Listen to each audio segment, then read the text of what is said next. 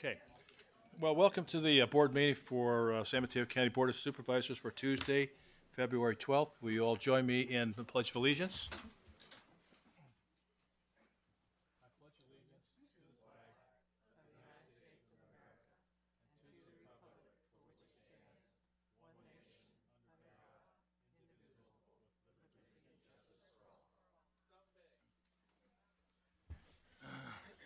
Okay, roll call. We have a roll call. Excuse me. Supervisor Pine? Here. Supervisor Groom? Present. Supervisor Slocum? Here. Brain melt. Supervisor Tissier? President Horsley? Here. And now it is time for public comment for items that are not on the regular agenda. And the first speaker is Martin Fox.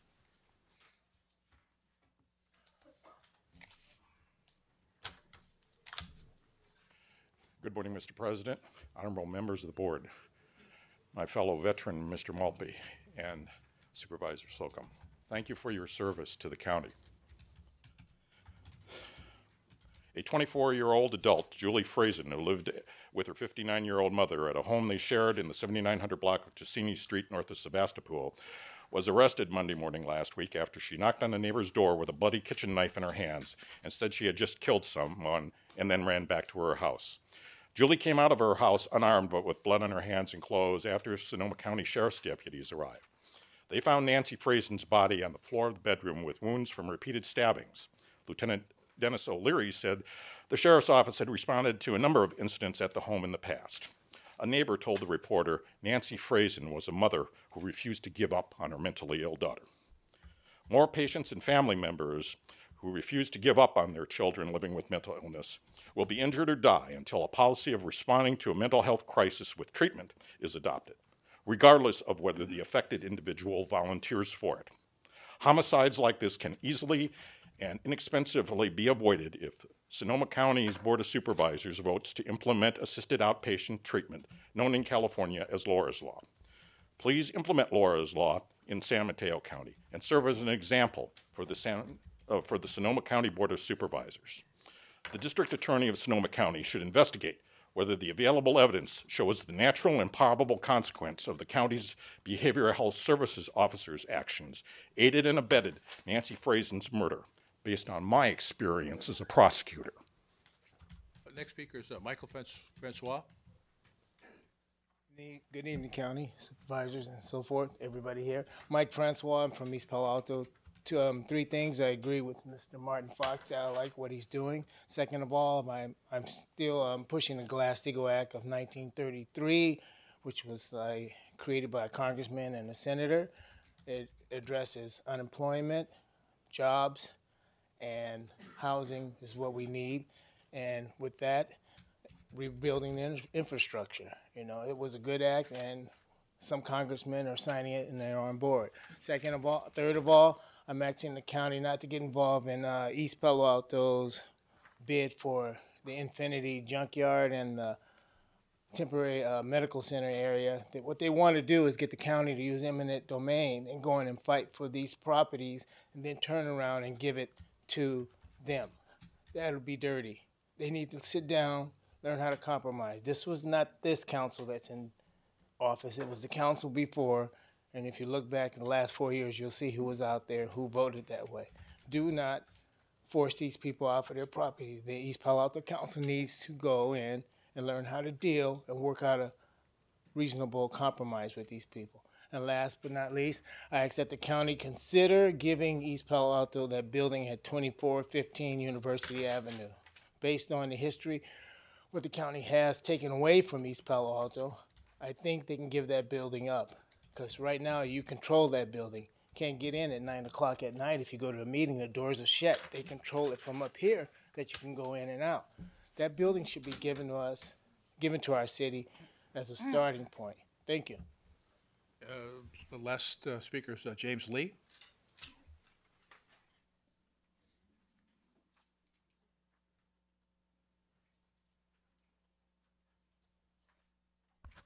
Good morning to the board.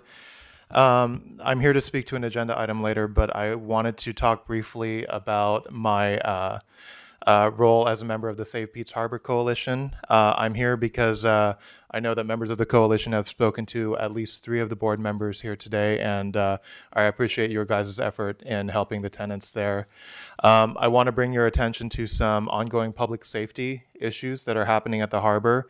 One lady was served with an eviction notice despite the fact that her boat cannot go in reverse or steer. She had informed the harbor master of this issue weeks before she got her eviction, or her unlawful detainer, excuse me. And there was still no attempt to communicate with her, work with her, even though she has been making every good faith effort to get her boat running and get out of the harbor. Because of these communication issues, public safety is becoming a huge problem at the harbor. One boat left in the middle of the night at 11 p.m. at low tide when it's dangerous to leave, just because they were afraid of what would happen if they stayed one more day. Another person ran aground on their way to South City and were stranded in the bay for 3 nights. Another 2 boats ran out of gas after they were lashed together and towed, again, on their way to South City. So these are becoming big public safety concerns. I hope you talk to the landlord at the harbor and with law enforcement to make sure that public safety concerns are being addressed there. I also want to bring up, there's been some concerns and reports in the media about goings-on between tenants at Pete's Harbor and the corporation in question. I know some of the parties have reached out to you, and I would just ask the board do their full due diligence in investigating what the motivations behind some of the folks there are. Thank you. Okay, it's now time to set the agenda and to approve or not approve the consent agenda. In the box, please. I'm trying to write. Go ahead. Any items to remove or? No, I would move to accept, set the agenda and approve the consent items. All in favor, signify by saying aye. Aye. Okay, thank you. Next is the presentation and awards, County Manager. Mr. President, members of the board, I'm pleased to introduce to you and the audience this morning our Employee of the Month for February 2013, Steve Kramer. Steve, would you please stand?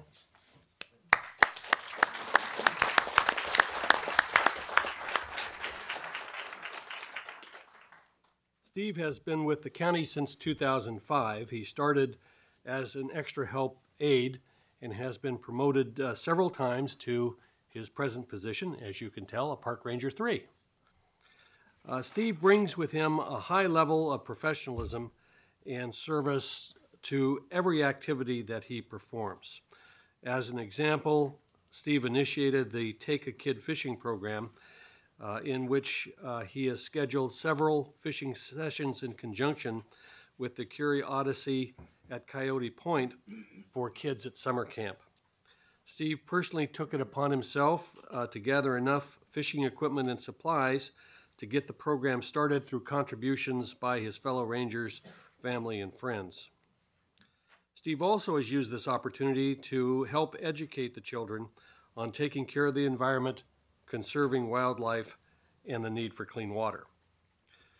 Additionally, Steve is described as the go-to ranger for several volunteer projects and events.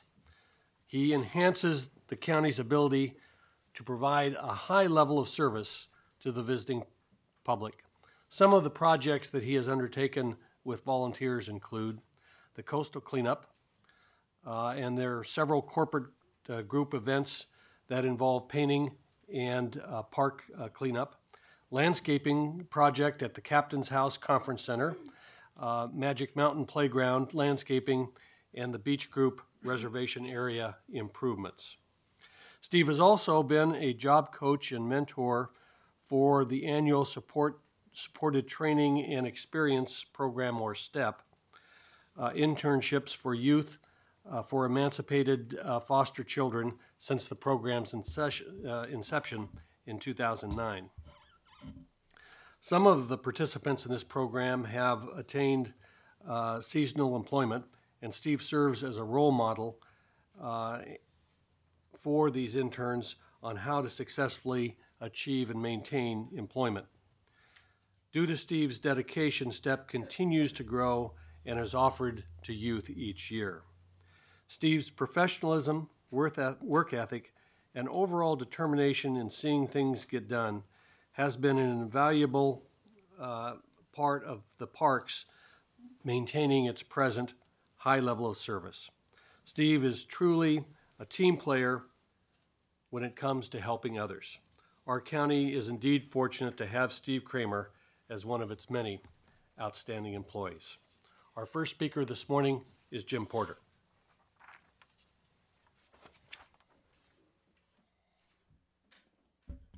Thank you, Mr. Maltby, President Horsley, members of the board, and Mr. Byers.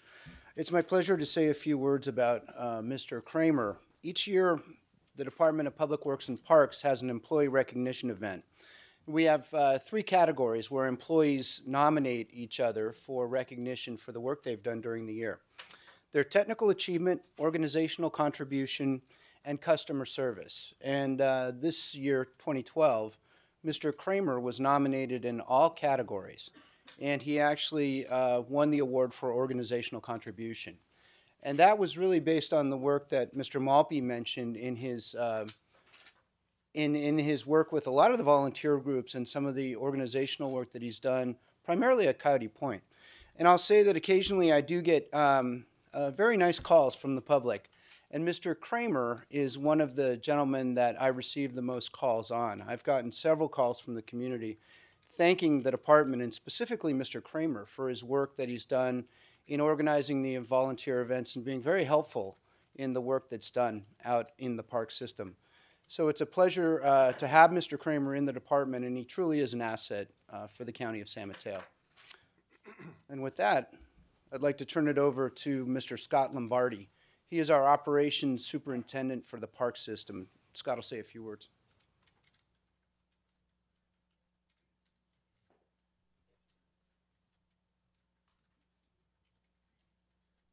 Mr. President, members of the board, Mr. Maltby, Mr. Byers,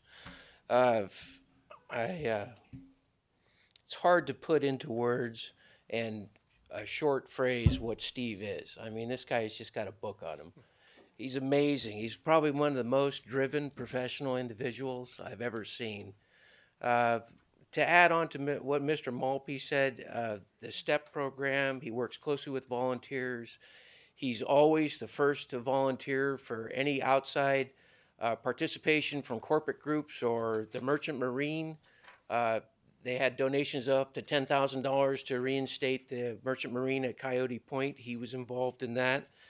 One of the most current things that Steve has been involved in that has just been absolutely amazing, and I'm so happy that I chose him to be point man on the project, was recently we had the board gave us additional funding for fuel reduction management in our park systems. Steve has worked closely in Wonderlick Park. He's covered over 7 miles of service roads. Hundreds of acres of fuel reduction has been done by Steve with the CDC crews, CAL FIRE, Woodside Fire. He's done such an exceptional job that CAL FIRE and Woodside Fire came back to us with an additional 30 days of CDC crews to move into Huddard Park and Pescadero Park, which is absolutely phenomenal. Steve has also been nominated to the Fire Safe Committee for a 4-year stint. A lot of pressure came from Woodside Fire and CAL FIRE because they really enjoy working with him. He's an outstanding ranger, great supervisor, and I can't think of a better deserving person than Steve Kramer of this award. Thank you. Thanks, Scott. That's our final speaker.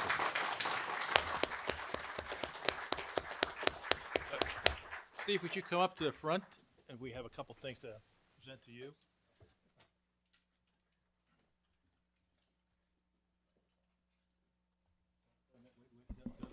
Just gonna move it like over here. You know, I think actually you have a kind of a dream job being in a park all day. So a lot of people say that. yeah, and I really appreciate what you've done both on Fire Safe and also for kids. And if you could take us fishing one day, that would be really appreciated. Steve. Thanks for the work that you do. We really appreciate it. Thank you very much. We have a couple of things for you. Here's something to hang on your wall somewhere. Okay.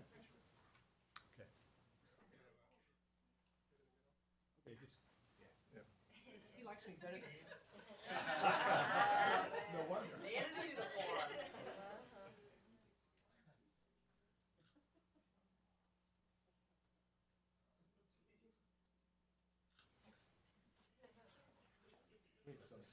Thanks again. So we have more. I have a gift card for you. Okay. And I just want to add to the comments that Don made that I'm especially pleased with your work with the foster kids.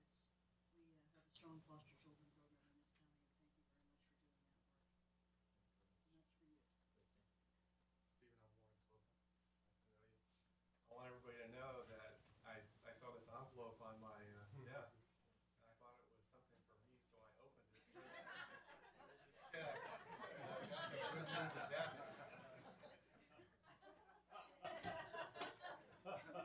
Actually, on behalf of my colleagues on the Board of Supervisors and Mr. Porter and Mr. Mulkey and everybody else in the county, thank you for your outstanding work.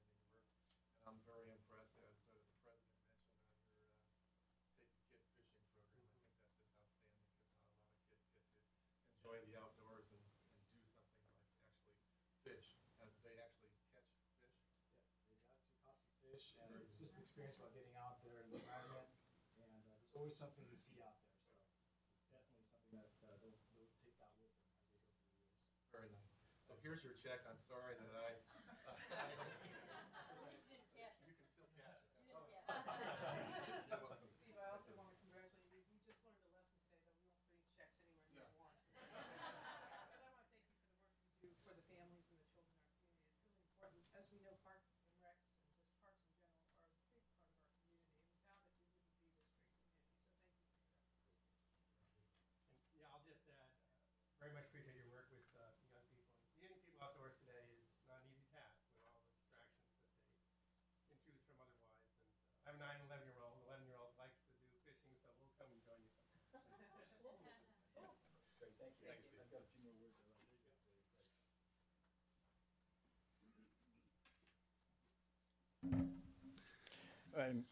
I'm sorry, it's just been such a great morning already. So many nice things have been said about me already. I'll try to keep this fairly short. Good morning, Mr. President and the members of the board. I would like to thank my supervisors, first of all, and all my coworkers for their support and encouragement.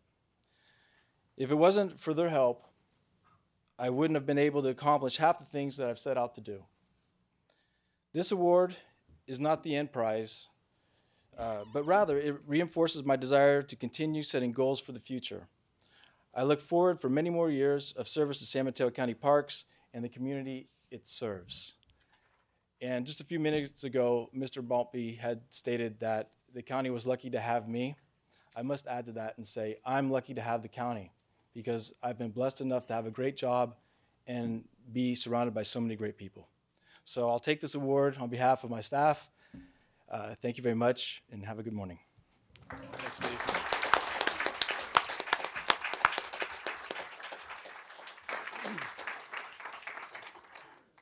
I have to say, Warren, that when I first got elected, I also had an envelope at the desk, and I thought the exact same thing. I thought, they gave me a gift because I got elected? So you're not alone. Okay, next item is, item number 2 is presentation of a proclamation designating February 2013 as Grand Jury Awareness Month. Supervisor Pine? All right. Thank you, Supervisor Horsley. I just want to take a moment to call attention to the work of our civil grand jury. When I first became involved in government and local affairs, I thought these grand juries just dealt with criminals, but it turns out there's a civil grand jury that does some very different work. It's made up of 19 citizens who have authority to investigate all local government. They really serve as watchdogs, additional set of eyes on government operations, and they're empowered to make recommendations to the government bodies. The grand jury is very important, particularly in an era where we don't have as much local press as we once did, so it does provide, again, another sort of check and balance in the system. all of our grand jury members serve without pay, and they work very, very hard at their duties. So we do have a proclamation, and I'd like to ask Barbara Arrieta to join us. Where's Barbara? There she is, who has been a prior grand juror and has been active in the San Mateo County Grand Jury Association and I believe the State Grand Jury Association. So I will let me present you this award, and I think you have a few things to share with us.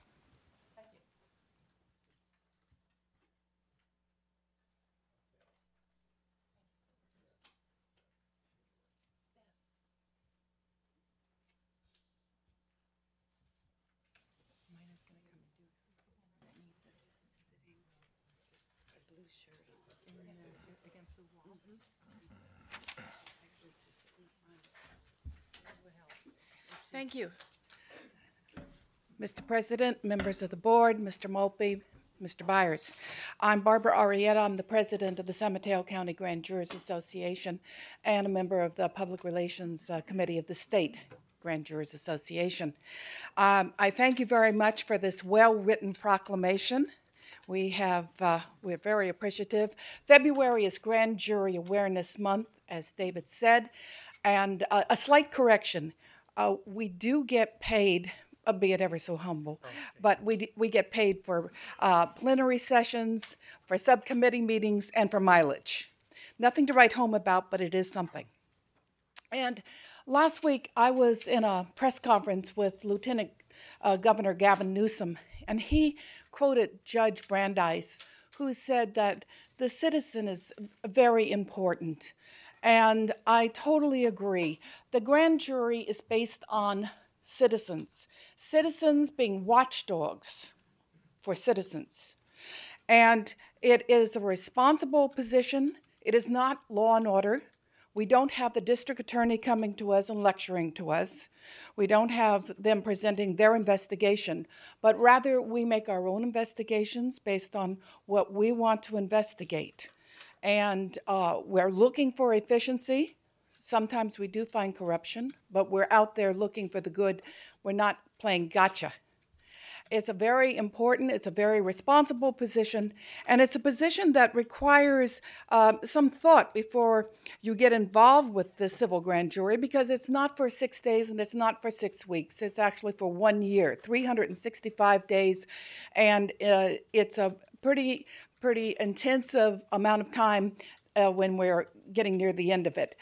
You need to look for 10 to 20 hours a week of volunteer time, and you need to understand that you'll be working with 18 other people. There's 19 people in the civil grand jury, so you need to reach negotiation and consensus with at least a minimum of 12 people.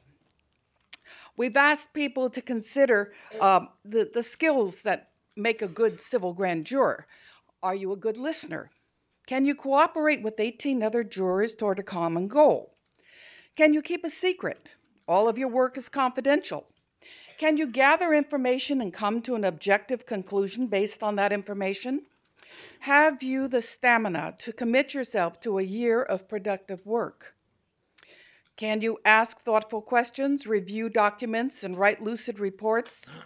Are you interested in increasing the efficiency of local government, saving taxpayers' dollars, and improving service to local residents? Are you willing and able to volunteer 10 to 20 hours a week for the full year? Does the opportunity to improve local government intrigue, excite, and appeal to you? If you can say yes to those questions, then I would encourage you to please apply. Tomorrow, February 13th to March 29th will be the grand jury recruitment period. And you can download an application from the sanmataocourt.org website, Superior Court Grand Jury. And I thank you very much for your consideration this morning. Thank you. Thank you, Barbara.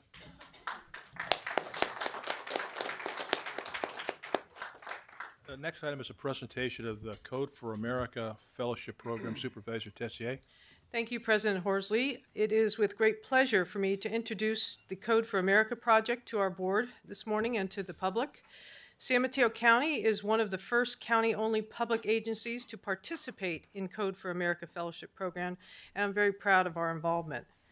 This project to me signifies the great attributes of our county. We are stepping outside the box by working with a technology organization to address a social problem, and we are doing this collaboratively with our partner agencies. I first heard about the fellowship program through Bill Somerville from the Philanthropic Ventures, and Bill is here along with James Hyga. Bill, will you please stand? Incredible individual who came to me and to others to talk about this wonderful opportunity. And this was an opportunity to partner with Bill and with the county and the human service agencies, and we were able to submit our application, and we were accepted. Food insecurity is a passionate topic for not only myself but our board, and we have seen the negative impact of the recession on our residents. Many of our residents struggle with bills and have to choose between paying for food, rent, or their utilities. As you know, CalFresh is a federal program, and it provides relief to our most vulnerable populations. By enrolling in CalFresh, clients can use their EBT cards to buy groceries and to provide food for themselves and their children. In addition to the benefits for our residents, the enrollment in CalFresh has a positive impact to our economy. For every CalFresh dollar spent, $1.79 is generated through the economy from the food stamp multiplier effect. HSA is very much interested in exploring the use of technology to solve hunger in our county. We don't know what the fellows will specifically build for us, but I'm looking forward to having them return towards the end of the program to present what they have developed. And I saw the three fellows here this morning. Monsef, Sophia, and Anselm, can you also stand? Those are our three fellows that are going to be working on this project for us. I think we have a great opportunity to look for an innovative solution to increasing our CalFresh enrollment and connecting our residents to food services. Beverly Beasley Johnson from the Human Services Agency is going to present the actual project to our board. Thank you, Beverly. Thank you, Supervisor Tissier. Good morning, President Horsley, members of the board, Mr. Maltby, and Mr. Byers. First, I'd like to add my thanks to the board and to the Philanthropic Ventures Foundation partners for supporting this innovative collaboration between the Human Services Agency and Code for America. I'd like to talk a little bit about the fellowship and how it will roll out in our community. Our fellows have spent their first month at the Code for America headquarters in San Francisco, undergoing intensive training in preparation for their 1-month on-site fellowship here in San Mateo County. Our fellows will spend the entire month of February in our county. They will be meeting with and have been meeting with government officials, community leaders, service providers, and many others to research the issues of food and food access in our community. Our team actually arrived on February 4th, and we've arranged many meetings for them to interview our core service agencies, our faith-based and congregational partners. They've been meeting with service organizations and food banks, our service recipients, county staff, and school officials so that they would indeed have a global perspective on the issues of food and food access. Our fellows will then spend the time between March and September back in San Francisco working and coding and developing their applications along with approximately 30 other fellows who are also spending time in residence in cities throughout the country. They'll all be together between March and September. They return to us in October to transition the projects that they've developed and designed that will be specifically tailored to address the issues in San Mateo County. We've challenged our team to look at not only how to use technology to increase our CalFresh enrollment, but to look at how we can engage our residents and connect them to available food resources that may exist in our county. While we've made significant improvements with our CalFresh enrollment, we know that we can do better. And we certainly believe that the fellows will give us a technological edge to achieving our goal. With that, I'd like to introduce our Code for America team.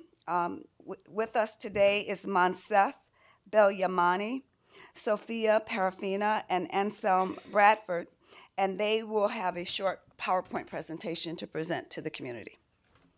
please, if my fellows would come.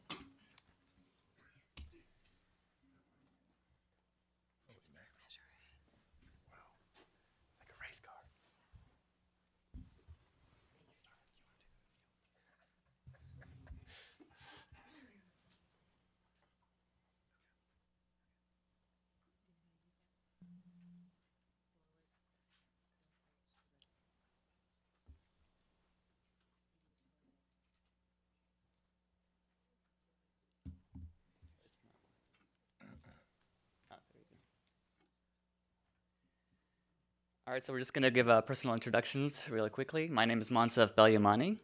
I'm originally from Morocco. I've been living in Northern Virginia for the past 15 years. And I come to Code for America with 14 years of quality assurance experience. And most recently, I led the automated testing effort on the mobile team at AOL. And in my spare time, I also run several music-related websites and also a programming blog where I authored a popular tutorial that has helped over 90,000 people set up programming tools on their Mac.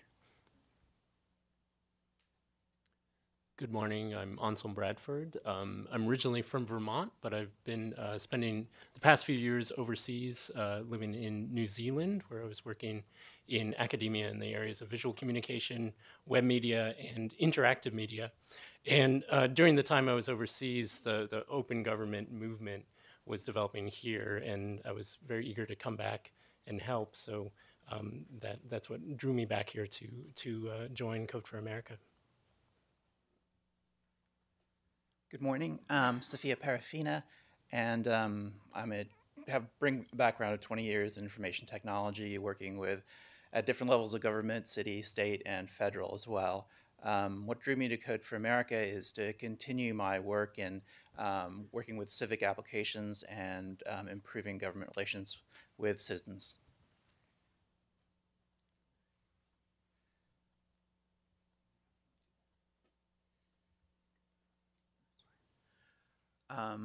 Beverly Johnson actually explained our timeline very succinctly. So graphically, this is what we will be doing. Again, we did our January training, and we're in San Mateo County currently for the month of February, mainly doing interviews. Yesterday we went to Puente and interviewed people in Pescadero. So during this time, we'll wrap up in February. Afterwards, in March, we'll be discussing which applications we could build, and not just specifically one, but we could be doing many different applications as well. During that time, from April onwards, we'll be developing these applications, coming back to the city, asking people to test it and work with it. And by October, November, we'll be transitioning these applications over to the city and assisting with maintenance and documentation and those things.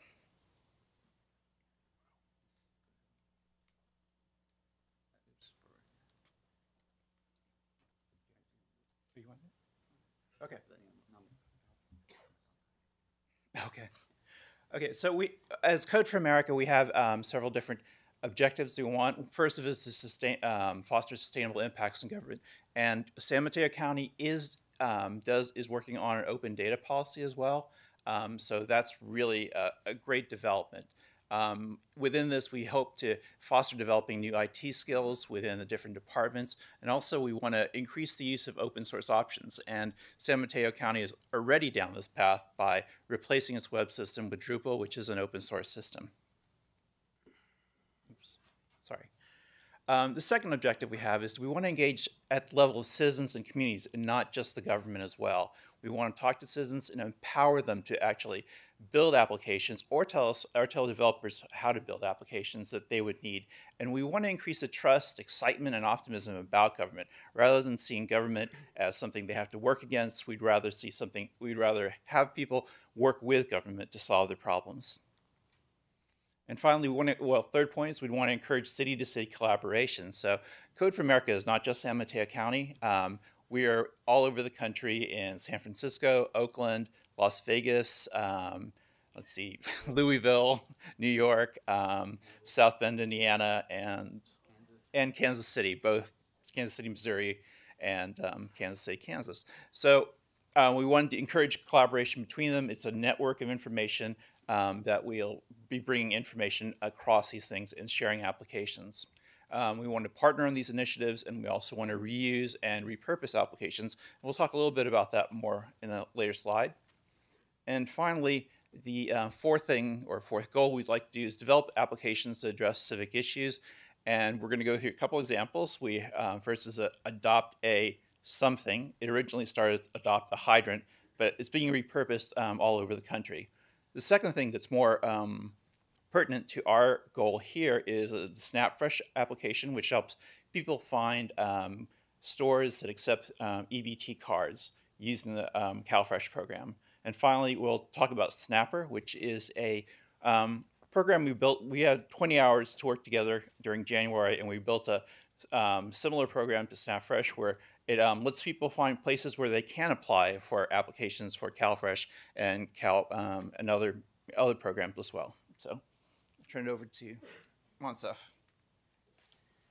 So this is Adopt a Hydrant, and this is one of the flagship applications that a lot of people talk about when they mention Code for America, and this is a great example. So the story is that fellows arrived in Boston 2 years ago in the middle of snowpocalypse, and City Hall was closed, and they witnessed a fire, and they noticed the fire department scrambling to locate the nearest fire hydrant, dig it out before they could even start fighting the fire.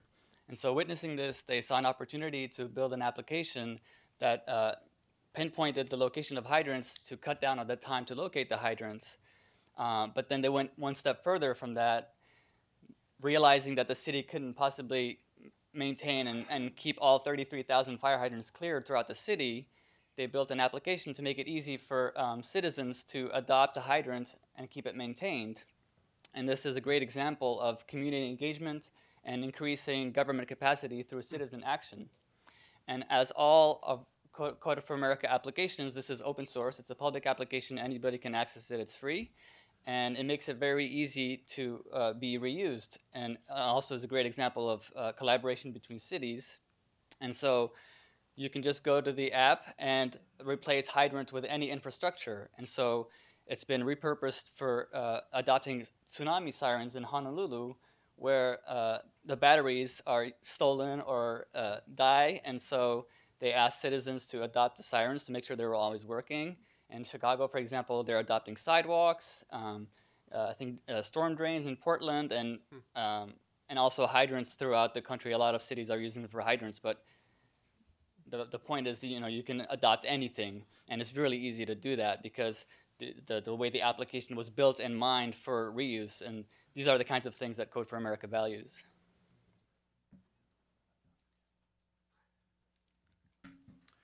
So this is SnapFresh. This is an application that's more in line with the project we are here for. This was created by some fellows in the fellowship in past years. This is one of dozens of applications that have come out of Code for America. In this application, you can put in an address, or you can text your address to the number at the bottom there, and the application will return the locations of places where you can use the SNAP EBT card. Now, during the month of January, as Sophia mentioned, we worked as a team on a small application. We had 20 hours to build something, and we took this idea and took it a little bit further, and we created this application called Snapper, where you can put in your address. There's also a geolocation capability, so it can automatically pick up your address, and it will show you where you can actually sign up for the SNAP program. So that includes health and human services agencies, libraries, and food banks, and it will show you automatically on a map a route to where you can find those facilities. Thank you. Just in conclusion, I'd like to SNAP is the federal name for our CalFresh, formerly known as food stamp program. And so the adoption for San Mateo County, I assume, would transition Snapper to something that relates to our CalFresh program. We're very excited about the collaboration. We're excited about the new eyes that are looking at the work that we do on behalf of the residents of our community. And we're excited about what we'll be bringing back to this board and to the community as this process evolves throughout the rest of the year. And so, again, thank you to the board, and thank you to all those who've partnered, who've been meeting with our fellows during this process. Thank you, Bev, and thank you to the three of you. Now, if you could stay there for 1 minute, I'd like to ask the board if they wouldn't mind coming up and taking a photo. Maybe Right. some of that technology will rub off on us, too. That's wishful thinking.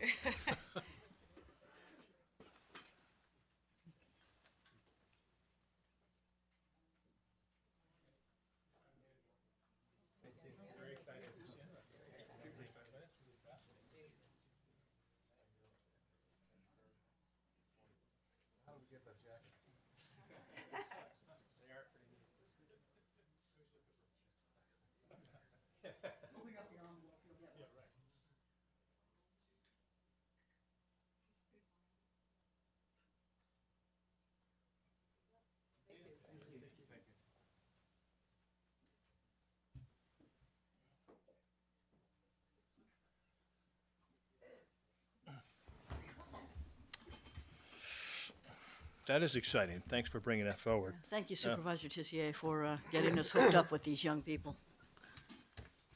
Right, thank you. It's very exciting. We're really looking forward to the results.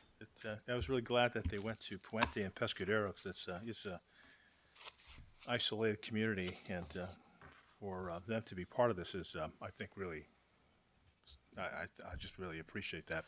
In any case, the next item is on number 4 is a Measure A workshop. It's a continuing discussion and public input with regard to identify spending priorities and allocation amounts, essentially to give direction to the county manager for our upcoming budget.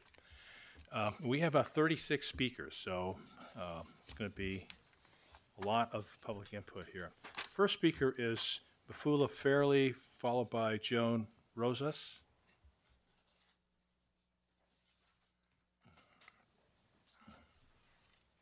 Good morning, President Horsley, members of the board, Mr. Morning. Byers, Mr. Maltby. I'm Mifula Fairley, Director of Compliance, Assessment, and Special Projects at the San Mateo County Office of Education. I am here today to encourage you to consider prioritizing the use of Measure A funds to support enhanced mental health for students in the county. Additional funds could mean more and better staff development for our teachers and school staff, early screening and intervention programs for our students in grades pre-K through 3, and deeper levels of collaboration among schools, providers, community-based organizations, and county government. Our kids do better when we work together.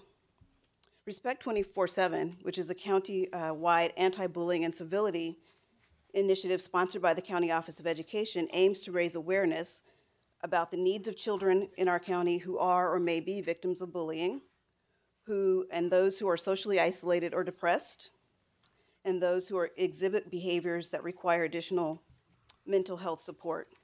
In our work with Respect 24/7, we engaged many community partners, but with Measure A funding, these partnerships could be leveraged for direct services to students and their families. For example, we have been in discussions with the Behavioral Health and Recovery Services and have already discussed the viability of collaborating to adopt an evidence-based parent and teacher training model called Youth Mental Health First Aid, which is designed to educate and empower communities around mental health and topics and issues. The tragic events of Sandy Hook Elementary present us with a call for action. We must find specific and practical ways to work together to provide youth in San Mateo County with a cohesive and consistent system of mental health intervention and support. I urge you to leverage Measure A funding for this critical work. Thank you. Thank you. So, next speaker is Joan Rosas, followed by Catherine Sternbach. Good morning, President Horsley, board members, Mr. Byers, Mr. Maltby. I am Joan Rosas, Assistant Superintendent for Student Services in the County Office of Ed. And as Mifula Fairley stated, we are both here before you this morning to speak to the importance of mental health and intervention services for the 93,000 students that are in our county, and the positive impact that Measure A funds could have in creating a safer, healthier school and community. The County Office of Ed runs student programs for some of our most at-risk students and additionally supports districts countywide in their support of students. And we have seen the variety of student needs across our county. As a result of our work, the need for enhanced mental health services in our schools is apparent. Data from National Institute of Mental Health reveals that approximately 13% of children age 8 to 15 had a diagnosable mental disorder within the previous year. These children who need services but lack resources and capacity within our system fly under the radar. Measure A funds could be used to develop collaborations between educators, mental health providers, and other community-based organizations to provide support for our students. Our schools are the one location where young people come together and school community partnerships can be formed. So on behalf of the San Mateo County Office of Ed, I urge you to prioritize Measure A funds for increased mental health services for students and youth. Healthy students, safe schools are important to all of us. Thank you. Thank you. This is Catherine Sternbach, followed by Lori Candelas. President Horsley, honorable members of the board, Mr. Malty and Mr. Byers. I'm Catherine Sternbach, member of the San Mateo County Mental Health and Substance Abuse Recovery Commission and chair of the Children and Youth Committee. Thank you for your strong interest in supporting mental health and substance use services for our community. I'm here today to advocate for additional mental health services through Measure A, those proposed by the Behavioral Health Recovery Services and the Health Services Agency for early intervention services and strategies to address the concerns of families who advocate for implementing Laura's Law. People who exhibit violent behaviors are usually deeply traumatized as children or young adults. Early identification and treatment are essential. Our county is very successful in reaching out to families and children early on to prevent childhood trauma. Yet, in the BHRS program for children aged 3 and under, there are waiting lists for kids for up to 80 families. Additional funding would serve another 110 families.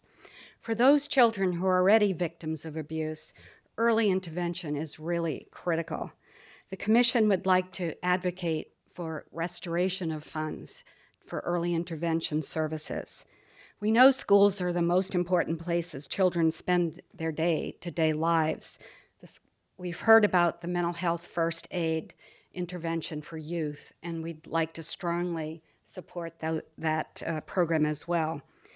You can be proud of BHRS because they continually are at the forefront of implementing evidence-based practices. So I'll stop, except one further note to say that we'd really like to support the Commission's recommendations for additional programs rather than implement Laura's Law.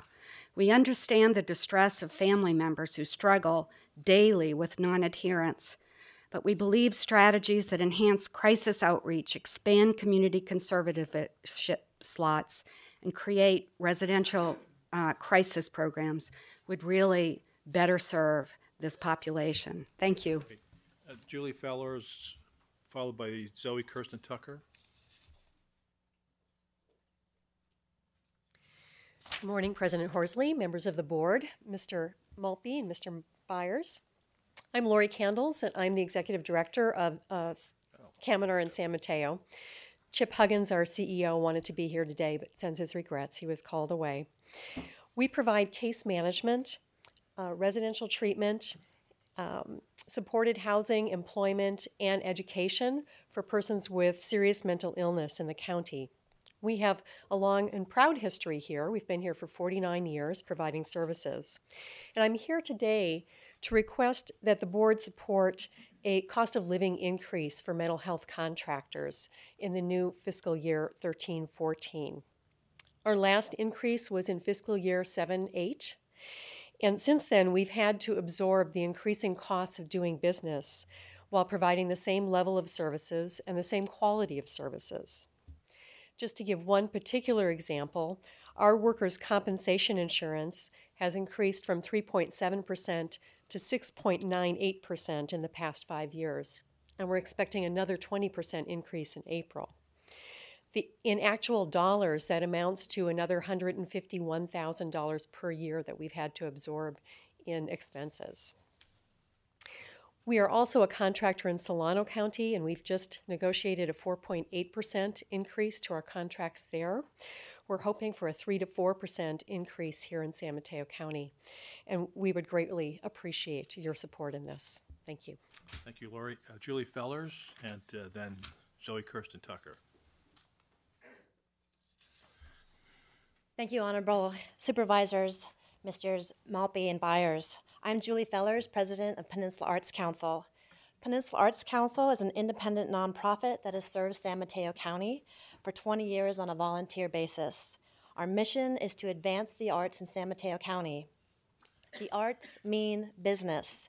For example, the nonprofit arts industry generates $59 million in revenue to the city of San Francisco. In Santa Clara, Arts Council Silicon Valley is an $8 million organization that supports 12 employees and provides funding to hundreds of arts organizations. San Mateo County, in comparison, provides $65K in funding and has relied on part-time volunteers to move the bar forward in this vital economic arena. I am here today, along with a number of my board members, to ask for Measure A funds to accomplish the following. 1, professionalize the arts community by providing funding for leadership staffing, marketing, and operating costs. 2, allow PAC to collaboratively broaden the perception of public art and work towards establishing a visionary creative placemaking plan that can become a tourism draw. 3, cultivate support from government, business, and foundation leaders to foster much-needed grants and public-private partnerships that improve our arts infrastructure and enable re-granting opportunities to strengthen our existing arts organizations. San Mateo County is home to a prosperous film industry, leading digital and film animation firms, a number of institutions on the National Historic Register, and hundreds of visual and performing artists. We ask you to consider a modest 30-cent per capita investment to launch the collaborative planning necessary to position San Mateo County as a cultural tourism destination. We won't let you down. Thank you for your consideration. Thanks, Julie. Zoe Kirsten Tucker, followed by the great Mark Simon. Good morning, Mr. President, members of the board, Mr. Maltby, Mr. Byers. My name is Zoe Kirsten Tucker. I'm a resident of Moss Beach, and I'm here today to talk about prioritizing funds for the county park system. And I speak from the perspective of having served both as a docent for a number of years in the Fitzgerald Marine Reserve, and also more recently serving as a consultant to the Friends of Huddart and Winderlick Park and helping them form a new strategic plan. I'd like to make 3 suggestions to you this morning. The first would be that you prioritize funds for more rangers. As we heard this morning, rangers provide a multi-dimensional skill base in our county parks that are just invaluable. Perhaps more importantly, they provide a really vital interface with community members and help funnel volunteers into our county parks. They also provide a vital interface to the friends groups around the county. And as I read the 2018 strategic plan for county parks, both more volunteers and leveraging additional outside funds are important. And I believe that rangers are critical for achieving the goals that are set out in that strategic plan. I'd also love to see that strategic plan as a mandate for making the county park department a standalone department now. I think we need to redouble and renew our efforts to preserve and protect the natural heritage in our county parks for future generations. And finally, I've heard the number $2.5 million with perhaps an additional $500,000 for the Devil's Slide Trail being bandied about as the amount of money that might be allocated to county parks from Measure A. I'd simply like to ask that you double down on that. So more rangers, make county parks a standalone department now, and double down. Thank you. Thank you. I'm going to give Mr. Simon a little bit additional time because of the nature of the with the agency that he represents, and after him will be Valerie Summer. Thank you, President Horsley. Good morning, members of the board, staff. What do I do here? Which button do I push? Thank you for the chance to be here at your request and present additional information on the financial issues facing Samtrans and the impact of those issues on county services. Samtrans was founded, this is an overview of our operating budget, in 1976 as the bus and paratransit company for the county. In 1992, Samtrans joined the partnership that manages and operates Caltrain, an additional $14.5 million burden on the budget. In 1990, Congress approved the Americans with Disabilities Act. The result is another $14 million in additional cost on the Samtrans budget. Those are all things that this county has always done, but somebody has to pay for it, and the ADA requirement is an unfunded mandate. To balance the budget, we have to take $10 million out of reserves. Some years that has been significantly higher, but we have cut our budget. We've had layoffs, hiring freezes, salary and wage freezes, and refinanced our debt. Caltrain funding remains a meaningful demand, as does paratransit. No, I give up. Oh, let's try pushing the right button. Paratransit services require $6 million a year directly from our sales tax portion. The elderly and disabled services, in addition, is the cost of providing bus service to those who qualify for discounted fares. And as you can see, that's another additional amount of money. And if you look at the fares on the bottom, what you see is that we're already charging a premium fare among those who use Ready Wheels. This is a quick overview of who we serve, and I provided an additional fact sheet to the board, which has some revised information since the last time we presented this to you. But the people we're serving are the neediest in our county, the working poor, those people who don't have a car, who can't afford to own a car, have to rely on us to get to many places, connecting through county services. These next three slides show places, county facilities that are served by Samtrans in substantial numbers. This is different portions of the county that show we are all over the county. We are a county-wide service, providing services throughout the entire area. Obviously, some more dense than others, but nonetheless significant. We are the means by which citizens of this county get to health services for dialysis, for physical therapy, for any range of social needs. We all need to be sociable. We carry 70,000 people on these trips a year. Many of them are lifeline, which means they're already qualifying economically for county services.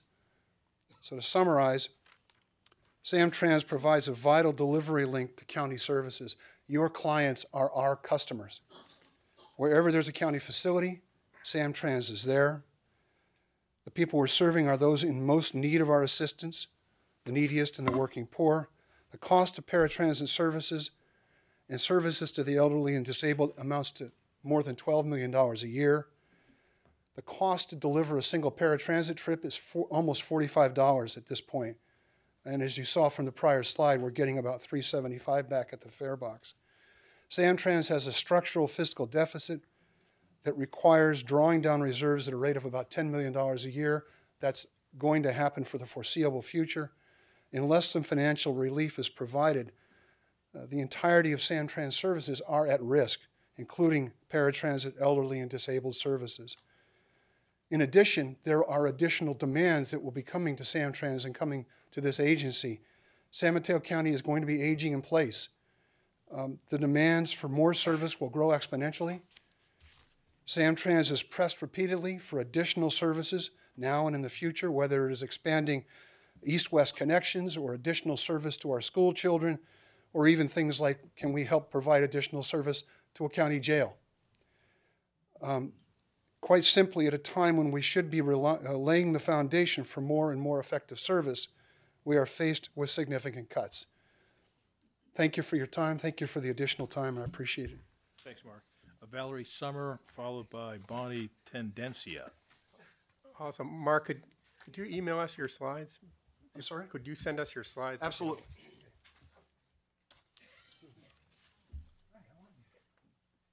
We've got them. Thank you. Good morning, President Horsley, Vice President Pine, board members, Mr. Maltby, Mr. Byers.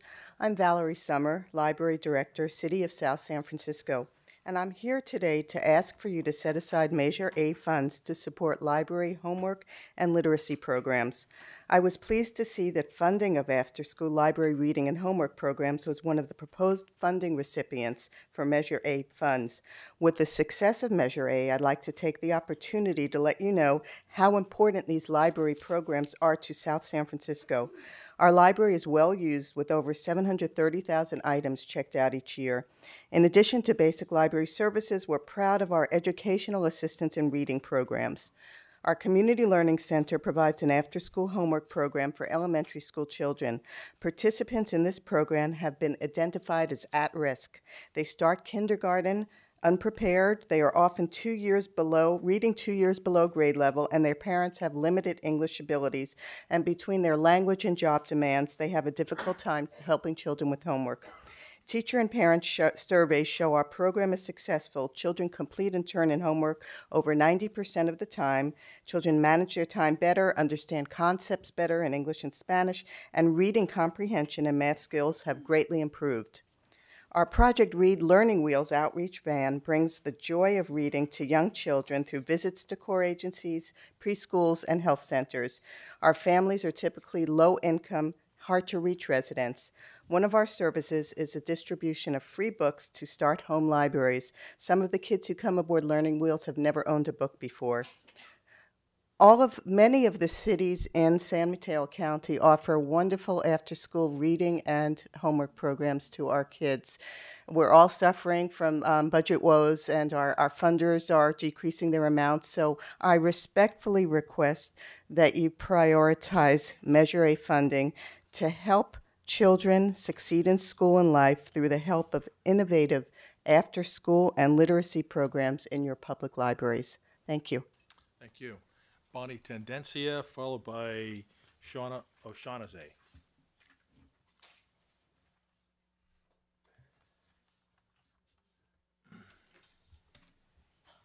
Good morning, Bonnie. President Horsley, honorable board members, Mr. Maltby and Mr. Byers. My name is Bonnie Tendencia.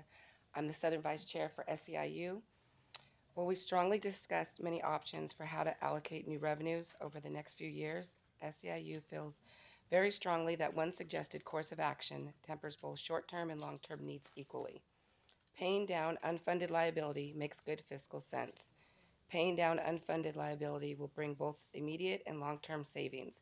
By reducing our ongoing expenses and freeing money up for years to come, we can fund our services that the county needs, wants, and deserves. While today's budget session is about Measure A specifically, we do not feel this cost-saving measure should be discussed just here, but instead as a part of an overall budget process.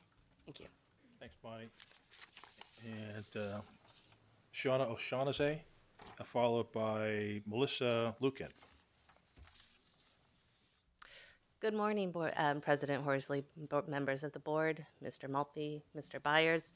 My name is Shauna O'Shaughnessy, and I am the Executive Director for Rebuilding Together Peninsula. We provide free repair work for low-income homeowners and other nonprofits. We believe in a safe and healthy home for everyone. But I'm here today wearing two hats, both as the Executive Director of Rebuilding Together and also as a board member for Thrive, the Alliance of Nonprofits for San Mateo County. As the Executive Director of Rebuilding Together Peninsula, I care very deeply about issues of housing. I know that this is an issue that you all care about as well, so I ask you to keep housing as a priority in your minds as you're looking at Measure A funding.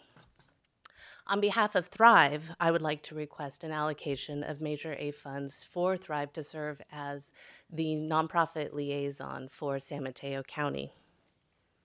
We are lucky to live in a county where our supervisors understand and appreciate the importance of the nonprofit sector in providing essential services to the residents of San Mateo County. Thrive is uniquely positioned to serve as a nonprofit liaison between county departments and community-based organizations, helping identify service gaps, duplications, and opportunities for collaboration and greater efficiency. Thrive has a proven track record of cross-sector convening. Thrive brings together a broad range of stakeholders from all across the county. Most recently, Thrive has helped move forward the conversations around food security and human trafficking. I know that San Mateo County recognizes the value of partnership and collective impact. Thank you for considering an allocation of a portion of the Measure A funds to contract with Thrive to further the development of an effective, efficient, and collaborative community. Thanks, Shauna. Melissa Lukens, followed by Dorsey Nunn. Good morning, members of the board, Mr. Maltby, Mr. Byers. My name is Melissa Luken, and I'm the executive director of CORA. I'm actually here with 3 hats, if you'll bear with me this morning. I'll try to be brief. I'm here today first to support, to advocate for your support for a formalized role for Thrive as the nonprofit liaison for the county. As the executive director of CORA and a longtime contractor with the county, I believe that it's an important next step for us to take. I was there back in 2000 when the then executive director of PCRC Pat Brown brought together the community to look at advocacy and collaborative opportunities for nonprofits and between nonprofits and other sectors, and I've marveled at what Thrive's been able to accomplish all these years. Vibrant and meaningful connections have resulted, and trusting relationships where there might have been competition, fund development and marketing expertise. Dialogue between the county and nonprofits has been promoted. Organizations across the sector are comfortable when Thrive's at the table, allowing for important work and partnership to move forward. I also attended the county-sponsored session on strengthening the county nonprofit partnership in San Mateo County in 2011. And my fellow nonprofit colleagues echoed the consultant's recommendation to formalize and grow the partnership with Thrive in its final report. Thrive's well suited to play this role as an independent organization, and I think Measure A provides the appropriate funding to support them as a nonprofit liaison between county departments and community-based organizations to achieve collective community impact goals that were identified by the county and by our community. Secondly, as the Vice Chair of the Domestic Violence Council, I'd also like to bring to your attention that, as you probably know, the Council's intent is to increase victim safety and to enhance better accountability. Along those lines, for the past year, we've been involved in a very important project that enhances collaboration among many departments, and I hope I can start again. Thank you. And what we're looking for is to develop and to build on our successes and to develop a truly victim-centered collaboration. And towards that end, so far have held a retreat, 2-day retreat with over 60 participants from around the county to analyze best practices, to define what a coordinated community response means, and how to create it. We've also had focus groups, held focus groups with over 70 victims. Melissa? What's that? Can you just summarize that? Sure. So what we're hoping for is some funding for moving forward on a system-wide audit, essentially, to analyze the gaps in the system currently and to implement a plan. And last but not least, if I could have another 2 minutes. No, okay. I'd like to advocate for funding for CORA's Emergency Response Program, which is a service that provides 3,500 victims of domestic violence yearly with support services and enables them to access legal and counseling and housing. Dorsey Nunn, followed by Sylvia Ramirez. My name is Dorsey Nunn, and I was going to give you a whole list of titles that I get to wear right now just to say that I'm a human being. And I don't think that will serve you well.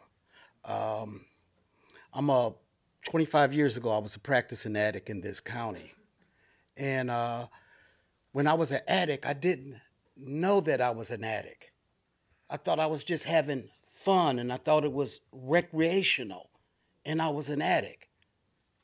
And I read Michelle Alexander's book, and she talked about that we hold more people in the county jail, in jails and prisons in the United States, than we held in slavery in 1850. And some of the things I started thinking about when I was sitting there, maybe it's possible to be a practicing racist and not know that you're a practicing racist, because you can actually fund institutions that actually engage in the practice of racism and not necessarily know that you could be engaged in it. So I ask you to strip out all the funding for Measure A money and put it into all the programs that these people talked about, and don't necessarily support institutions that engage in the practice of racism and in the incarceration of black people to a disproportionate rate throughout the country and throughout the nation. I ask you to put your money into schools.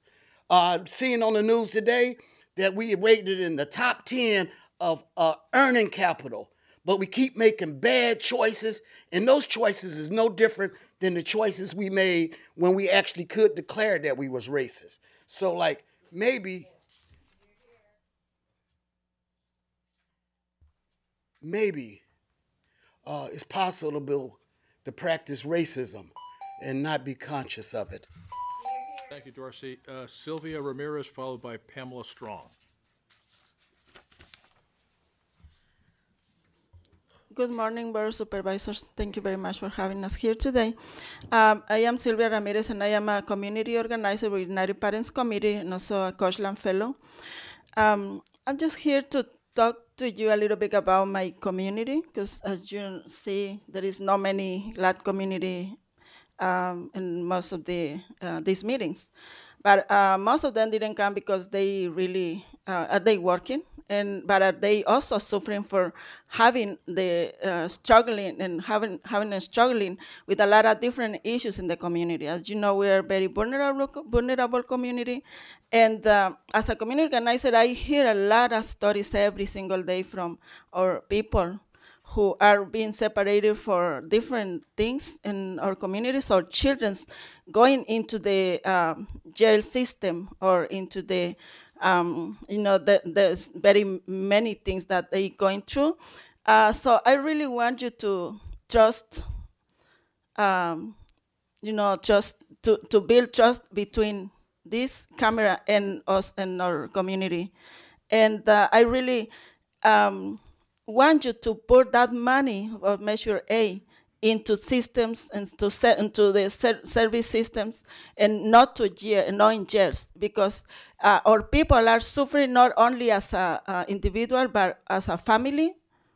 And once a family member are going into jail, an entire society is gonna be broken. You know that, and I really want you to make conscience about it. And that's it that I want to say today. Thanks. Thank you, Sylvia.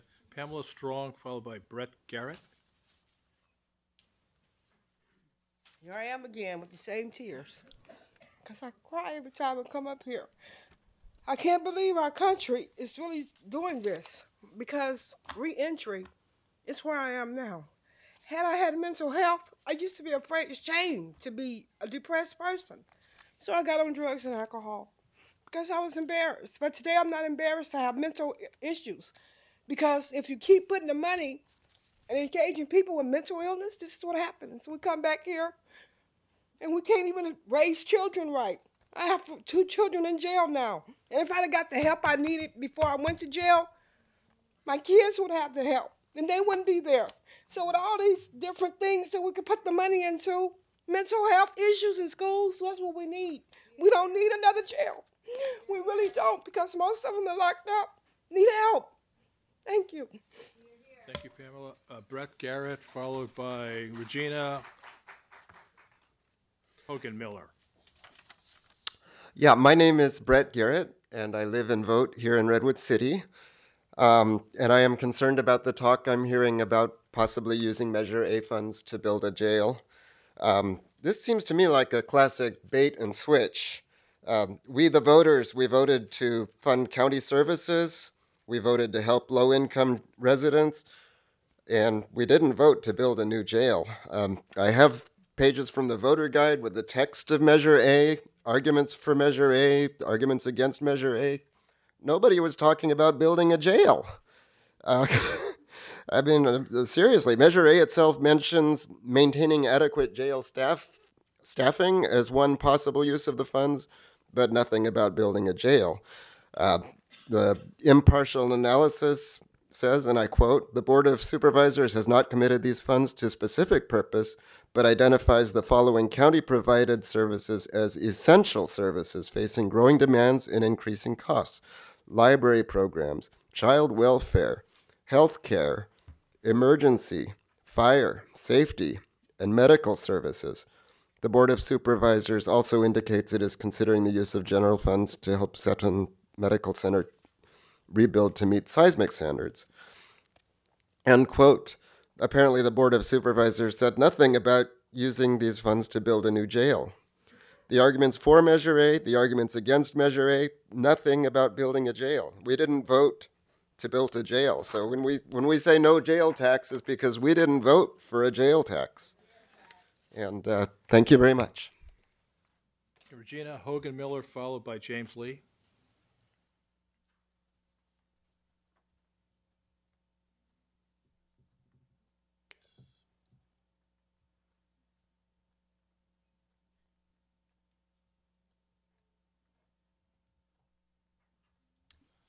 I guess she's not here, so James? I was looking at that thing back there, Dave, your picture's back there.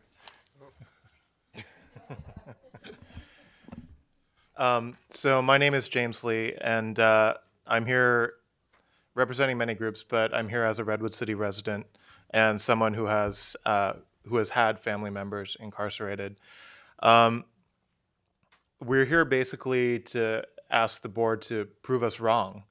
We're here to ask the board to support the speakers that were stacked at the beginning of this hearing, this part of the hearing. We want support for Cora. We want funds to go to organizations like Cora, like Peninsula Arts. These are the places that need our funding. The park system, they need our funding.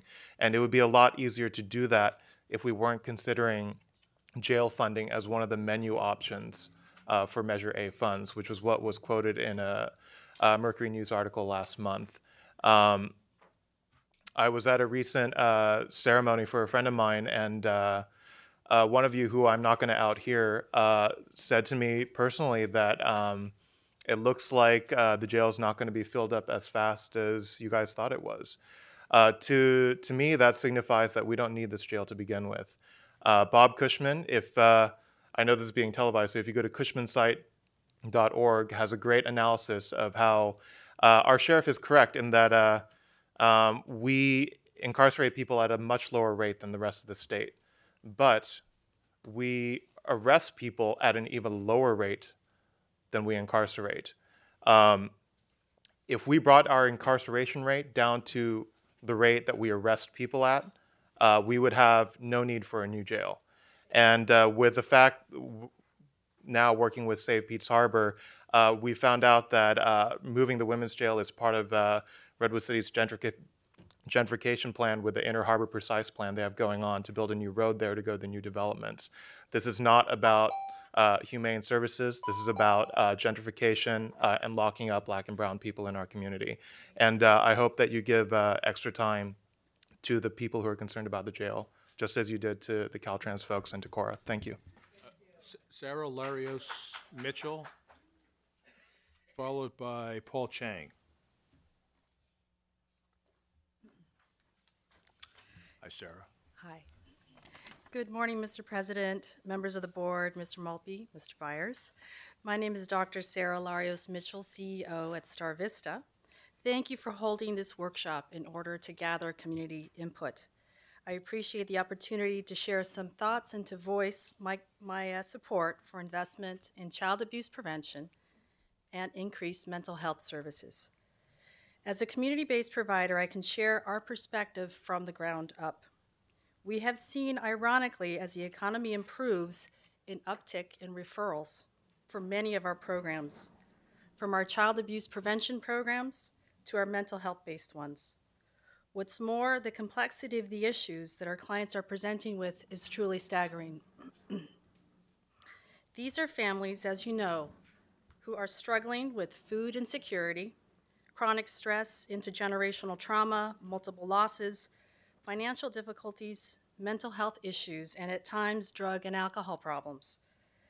This results in challenges in supporting the children who are in the home. We know from research and day-to-day realities that the better the mental health of the parents, the better mental health and well-being of the children in the home.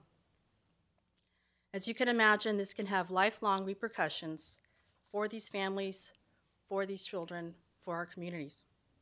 In closing, thank you once again for this opportunity. Please keep child abuse prevention and mental health services at the forefront of your priorities. Thank you. Thanks, Sarah. Paul Chang, followed by Tom Linebarger. Good morning, Mr. President, honorable board members, Mr. Mulby, Mr. Byard. My name is Paul Chang. I'm the Executive Director of Pyramid Alternatives, and I'm also the Chair of the San Mateo County's Contractors Association. I stand before you today to speak about two different issues. The first, I would like to speak on behalf of the Contractors Association in support of the Behavioral Health Recovery Services recommendation for early intervention for mental illnesses. I think it's very important that we support this issue because we as a Contractors Association stand in the front line. We represent 23 organizations, and that's a supermajority, if not all, of the association service providers that deals with mental health and drug and alcohol issues. And we see on a first-hand level, on a daily basis, the impact of mental illness when it's untreated and how much it would cost the system. So we really would appreciate the opportunity for you to have the insight to be able to understand and be able to recognize this importance of upstream prevention and early intervention. I stand before you today as a man, but not as an individual. I have organizations and consumers that stands behind me that echoes my thoughts and echoes my voices. And I would like to appeal to the board to their level of compassion in knowing that we're dealing with a vulnerable population that is often unable to advocate for itself. Lastly, I'd like to echo my colleagues, Lori's comment earlier. As a Contractors Association, we, on a daily basis, deal with the struggle of cost of living ourselves. How can we help those who are in need when we ourselves are working poor? So I'd like to appeal to the board to their compassion in supporting the Contractors Association with a possible cost of living increase as well. Thanks, Paul. Tom, followed by Natalie Fowler.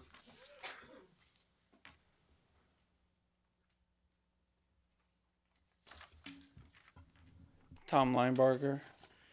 I'm a Redwood City resident. You know we fought you all the time on the jail. We really oppose the jail. We oppose it for, I think, good reasons. And the reasons that we shouldn't be building a jail is, in the first place, it was voted on without people understanding what they were voting on.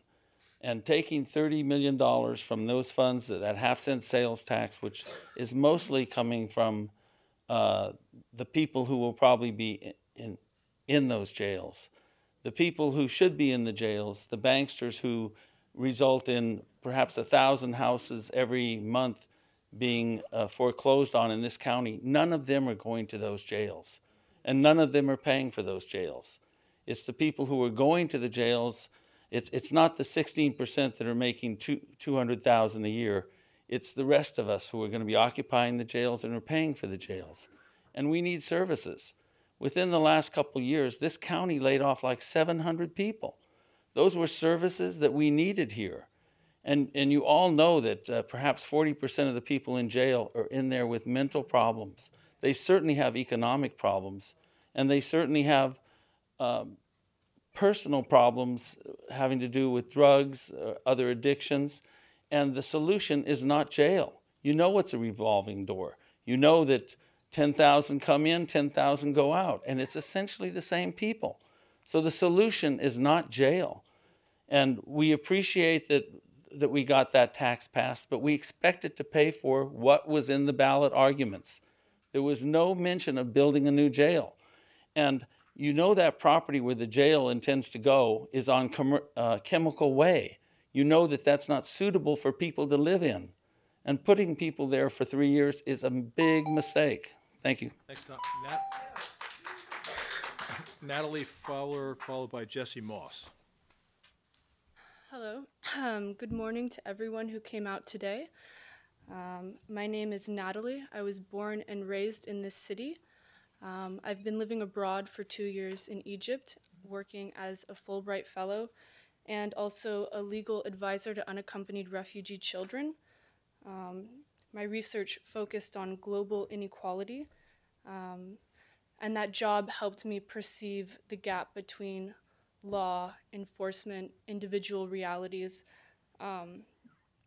alongside the importance of distributing resources equitably, intelligently for progress, which is why I am so infuriated by Measure A.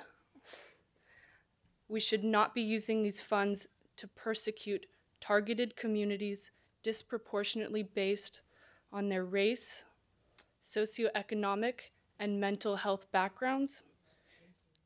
Measure A should be used to create opportunities and engender hope among our communities, as so many speakers preceding me have highlighted very eloquently. Creating prisons and incarcerating the impecunious and targeted communities is infamously a losing battle in this country. That doesn't mean that our county should submit. In fact, the way I see it is that we are uniquely positioned to lead on this issue. We touch Silicon Valley's wealth, and we enjoy the Bay Area's reputation of being diverse and accepting. Rightly or wrongly so, we enjoy that reputation. We should say no more new prisons. Please make me proud of the place from which I come from. Use Measure A funds for progression, not regression, if for no other reason than because you promised.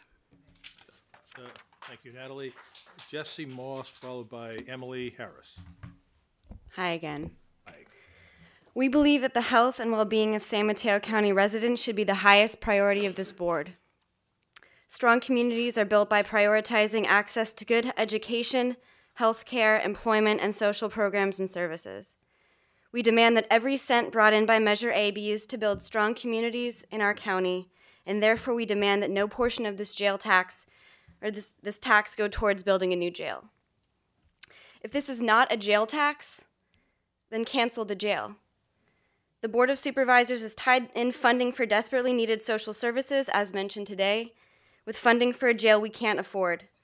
If $30 million of this sales tax goes towards funding this jail, that's $30 million less that could go towards the vital programs and services for communities that need it the most. For poor communities of color, this will mean that $30 million more will go towards locking up their loved ones. I think it's important to remember that the young people in our school system who aren't receiving proper mental health care and other resources, as others today have spoken towards, are the ones destined to be locked up in this jail in the future. Deciding about these funds today affects the future of our children, and I strongly urge you to take that responsibility seriously. Thank you, Jesse. Emily Harris, followed by Dr. Faye McNair. Good morning. I'm Emily Harris with CURB, Californians United for a Responsible Budget. And, you know, we've been here in the past many times around both Measure A and around the jail. And I think actually for me, having been in the room many times before, we as people who have been fighting the jail have talked over and over again about the kind of services that we hope that the board would be supporting in the county that are much needed instead of supporting the jail. And so for me, I think it's really a concern, and it's really clear that the county needs all sorts of services like education, mental health services, substance abuse treatment, early intervention services, arts programs, food security, domestic violence services, parks, transportation, library programs, housing, nonprofit services. Those are all things that people, your residents, came here today to ask for. So it's clear again that the spending priorities in this county are really misplaced when millions of dollars are going towards building the jail. So it's not just about Measure A.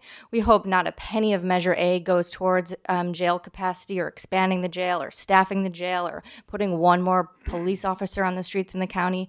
We really, really are here to continue to tell you that what we've been saying over and over is right, and that your county is here asking you for different things, and we hope that you will stand up and do that and cancel the jail. Thank you.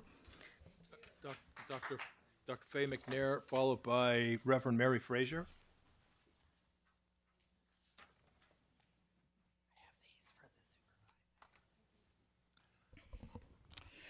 Good morning, President Horsley and supervisors, and Mr. Maltby and Byers. I'm Faye McNair-Knox, Executive Director of One East Palo Alto, and we have the honor to convene the East Palo Alto Behavioral Health Advisory Group, which focuses on improving the quality of behavioral health services in East Palo Alto, including both mental health and substance abuse prevention.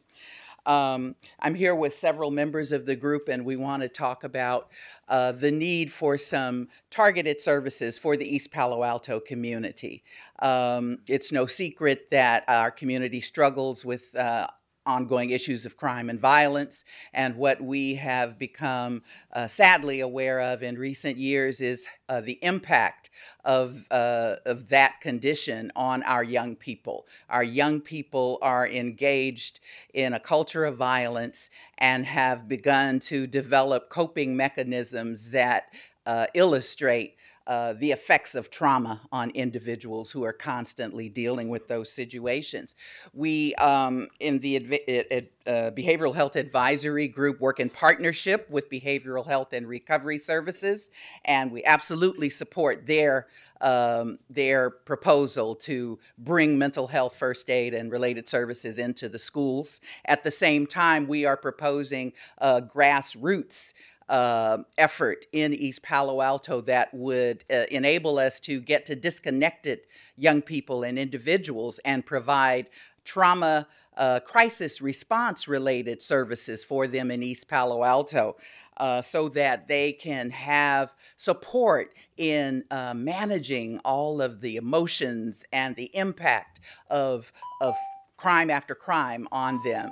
So the other members of my group will speak specifically about some of the work that we would like for you to consider in Measure A allocations, and thank you for this time. Thank you, Dr. Fay. And the next is Reverend Mary Frazier, followed by Betsy Inez.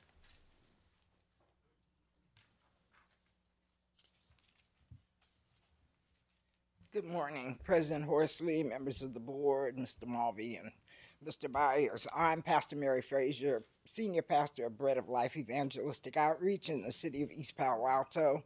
I also am a resident of East Palo Alto and a member of the Behavioral Health Advisory Group, East Palo Alto Behavioral Health Advisory Group. And we have identified gaps in service for our youth.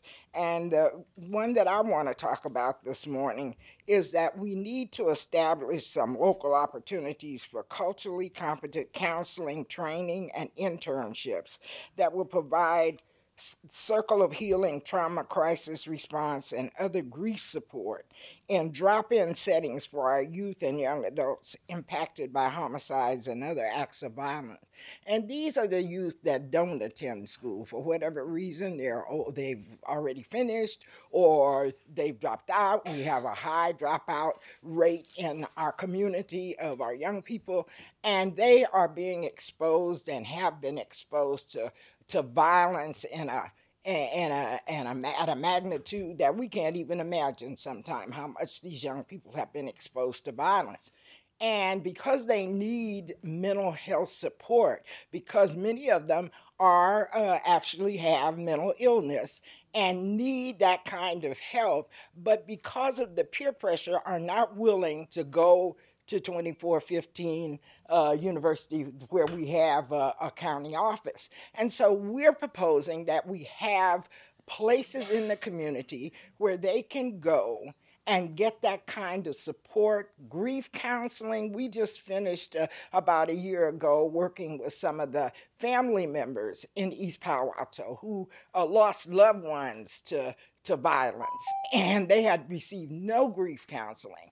And so these young people need grief counseling, they may need other kinds of mental health support, but because of the peer pressure, they don't want to be seen at the office. So if we could have some Measure A funding to establish some sites where they could come and get that support and not be ridiculed by their peers, it would just be wonderful. And so I'm asking you to strongly consider this as a funding item for Measure A. Thank you so much.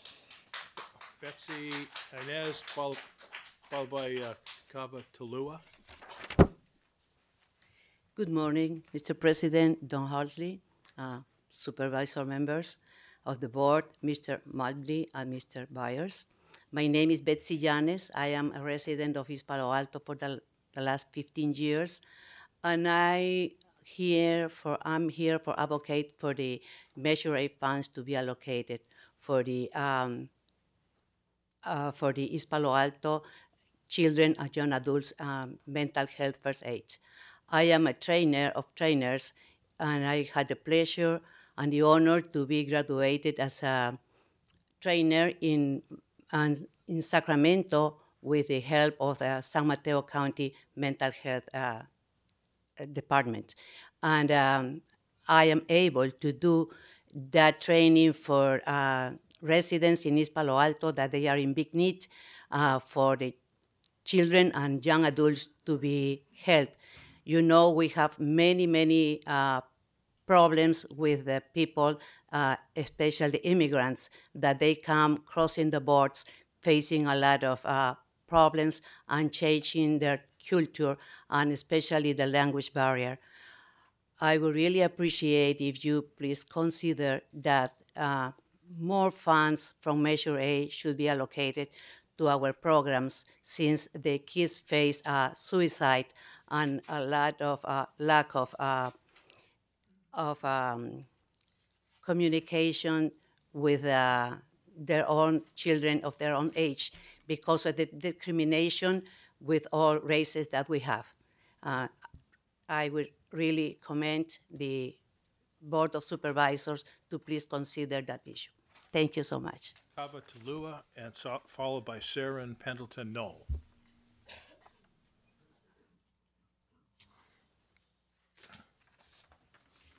Good morning.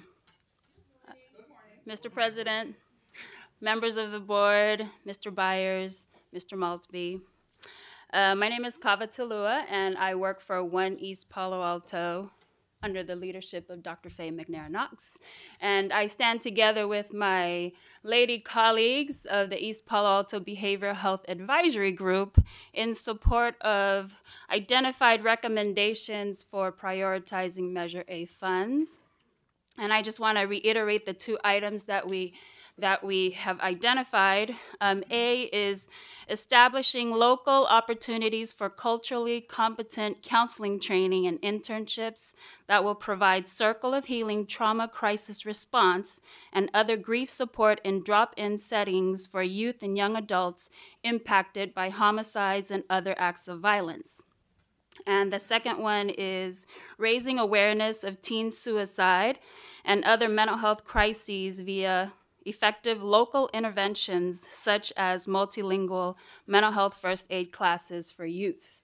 And we strongly support Steve Kaplan and Behavioral Health and Recovery Services and their efforts in bringing mental health first aid to schools here in the county, and we want to do it at the grassroots level. And One East Palo Alto has, in the past 2 academic years, have taught a behavioral health career pathways course at a local East Palo Alto Academy High School in Menlo Park, which serves mostly East Palo Alto students. And we took them to the East Palo Alto Community Counseling Center, which is staffed by BHRS. It's one of their county clinics. And for a field trip, this Tongan young student, I had not heard a peep from her throughout the whole class. And she found out about a parenting project class that was being taught by a Tongan community worker, and she just lit up. You know, this, it signified that she needs help, and her parents need help, and her family need help, and her Pacific Islander community need help. So I strongly encourage you, members of the board, to please consider our plea. Thank you. Thank you, Kava. Sarah Pendleton Knoll, followed by Portia Silverberg. Good morning, Supervisors, Maltby, Byers. You know me as overseeing the county's Youth Commission, but today I'm actually speaking on behalf of Star Vista and my colleagues there from Adolescent Services and Transitional Age Services who were not able to be there. And some of the funding, some of the programs they would like to see used for funding from Measure A. And specifically, they would like to see extended Medi-Cal to the age of 24 for former foster and probation youth, more transitional housing programs for transitional age youth ages 16 to 24, shelter and programs for pregnant and parenting teens, because we currently don't have any housing for pregnant and parenting teens in the county. Additionally, I know there is on the table a pilot program for more internships in the county for graduated college students. However, more paid internships for youth who have not graduated yet from college, so high school students. And finally, as I'm sure many of you are aware, there are very few services right now in the county for minors who have been trafficked and commercially sexually exploited minors. And they would like to see some programs or housing for those types of youth services. So thank you very much. Thank you, Sarah. Portia Silverberg, followed by Colin Haney. Good morning. Happy Chinese New Year. I'm Portia Silverberg, Executive Director of Thrive, the Alliance of Nonprofits for San Mateo County. Thrive is a collaborative of almost 160 nonprofits, business, government, and community members who share a commitment to improve the quality of life in San Mateo County. We believe the nonprofit sector is a vital partner in the health and well-being of our county. I'm here today to invite the Board of Supervisors to consider allocating Measure A funds to invest in a pilot program contracting with Thrive to serve as the go-to nonprofit liaison for the county. San Mateo County is well known for our innovation and spirit of collaborations. One of the Shared Vision 2025 goals is, in fact, collaborative community. It makes perfect sense to invest in an independent backbone support organization to coordinate and manage sustainable cross-sector collaborations efficiently and effectively, freeing up the times and efforts of county staff so we could be more helpful, as well as harnessing the existing coalitions and collaborations in the community already. So in fact, this has been suggested already in the Strengthening the County Nonprofit Partnership in San Mateo County report finalized in July 2011. The specific recommendation was to formalize and grow the partnership with Thrive. Thrive was a partner in the city with the City of San Bruno during the first year of recovery process. Last year, Thrive facilitated a series of successful convenings, conducted research and outreach to diverse nonprofits around the issues of back office resource sharing, possible service gaps, food security, CalFresh enrollment, and the human trafficking of minors. So in conclusion, I ask for your support of allocating Measure A funding to appoint Thrive as the go-to nonprofit liaison so we can all work together to continue the wonderful partnerships and collaborations in this county. Thank you. Colin Haney, followed by Sean Rowland.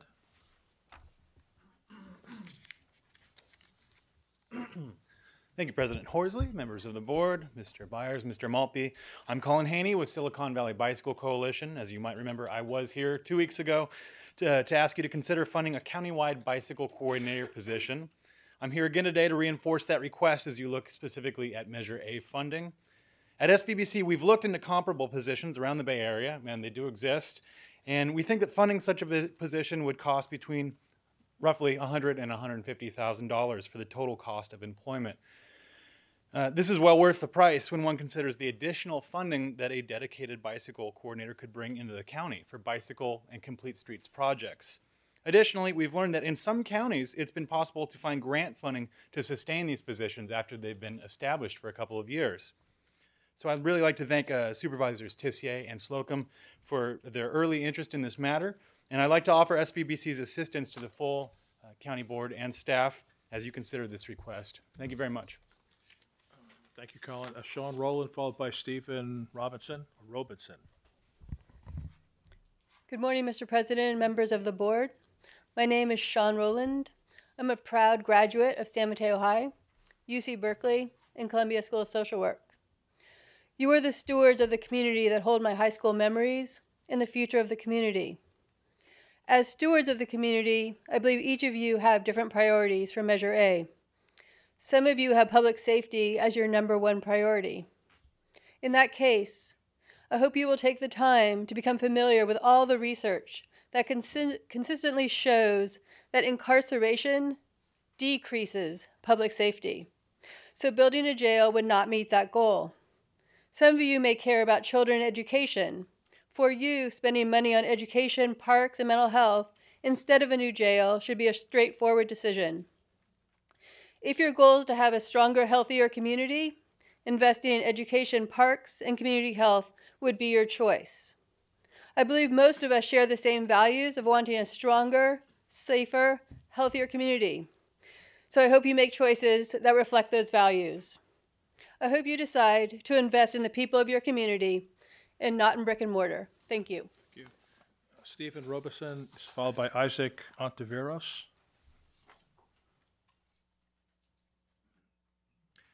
Good morning, President Horsley and honorable supervisors and staff, and most importantly, the public here today. My name is Steve Robison. I'm the co-president of NAMI San Mateo County. That's the National Alliance on Mental Illness.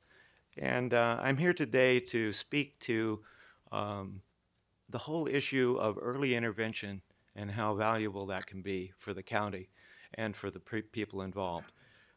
My son Ryan, in 2001, had his first break with manic depression. There was no history of mental illness on either side of our family, and it can happen to anyone in the county. But what was important is he received the vital early intervention and consistent support needed to lead a productive life. He's now married with 2 children and our grandchildren, and is working full-time.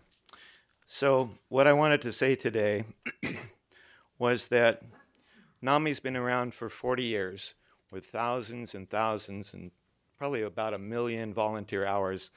And we offer family courses, people taught with on how to support their loved one with mental illness.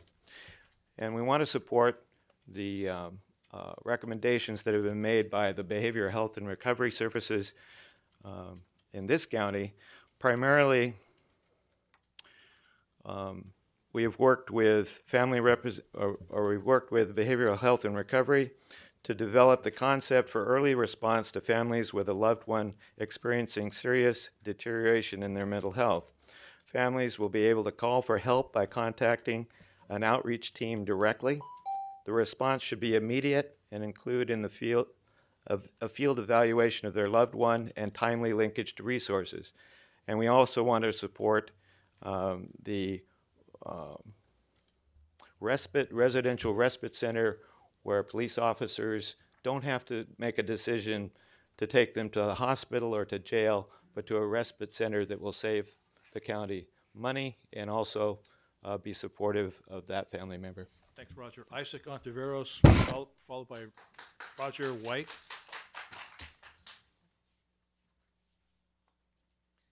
Hi, my name is Isaac Ontiveros. I'm here with Californians United for a Responsible Budget.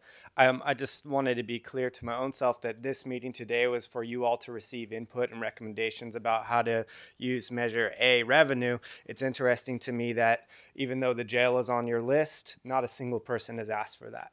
So I just want to make note of that. I think that once again, as people have said, is if you keep that on the table, if you keep using up to half of the revenue that's created in a year to operate the new jail, for example, you are taking away literally tens of millions of dollars that could go to these other vital programs and services, things that people are clearly asking for and being articulate about. So once again, we've said it before, we'll say it again. If you prioritize locking people up, then you take other options off the table. You need to change your mind about how you're relating to this jail. You need to be bold, you need to be creative.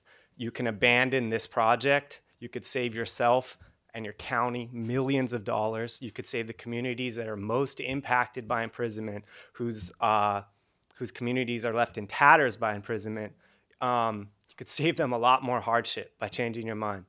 I think that This report itself has commissioned up tons of reports that have given you opportunities to do other than build a jail. So I would encourage you to go look at those alternatives. Again, these alternatives are humane. They can be implemented immediately, and they can be implemented at a fraction of the cost that it would take to build this new jail, to operate this new jail. One of the arguments that you all have put up repeatedly is that building a new jail is in response to terrible conditions in current jails. Well, your own reports have shown that you can let many, many, many people out of these jails. It would make this new jail useless. So once again, we'd reiterate, we want every cent of Measure A revenue to go into vital, life-saving programs and services, not into locking people up and destabilizing their communities. Thank you, Isaac. Roger White, followed by Lenny Roberts.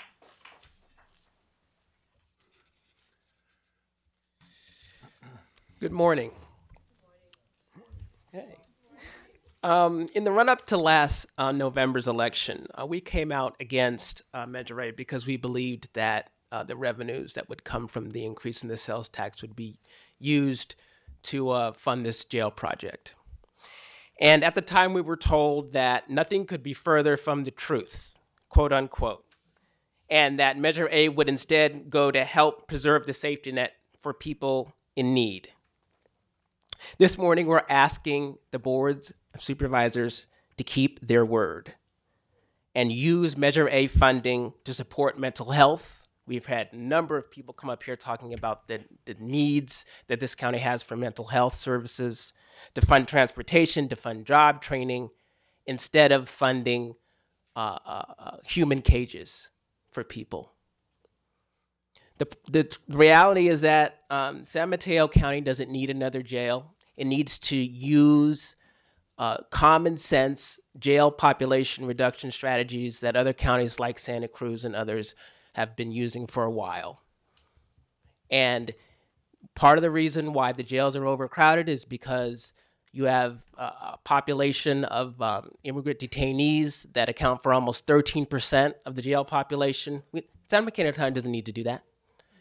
San Mateo County doesn't need to lock up 71% of its jail population there before trial, before they're even sentenced. There are other options that could be used that would reduce overcrowding in the county.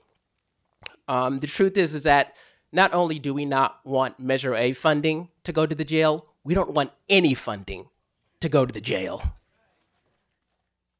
It's a waste when we have so many people, just like Isaac said earlier, so many people. Is anybody here for the jail, please?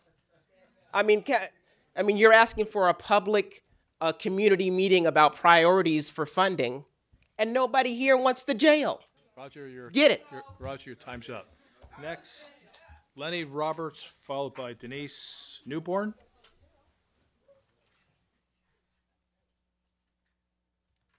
Good morning, Mr. President and members of the board. I'm Lenny Roberts. I'm speaking for Committee for Green Foothills. And we've been here before I'll just reiterate briefly the points I made before. As you know, our parks provide vital services to people, and they also protect our ecosystem that we all depend on. Our entire human species depends on. In San Mateo County, we have an absolutely stellar park system, and we have some stellar people working there too. We urge you to, once again, make the parks its own standalone department.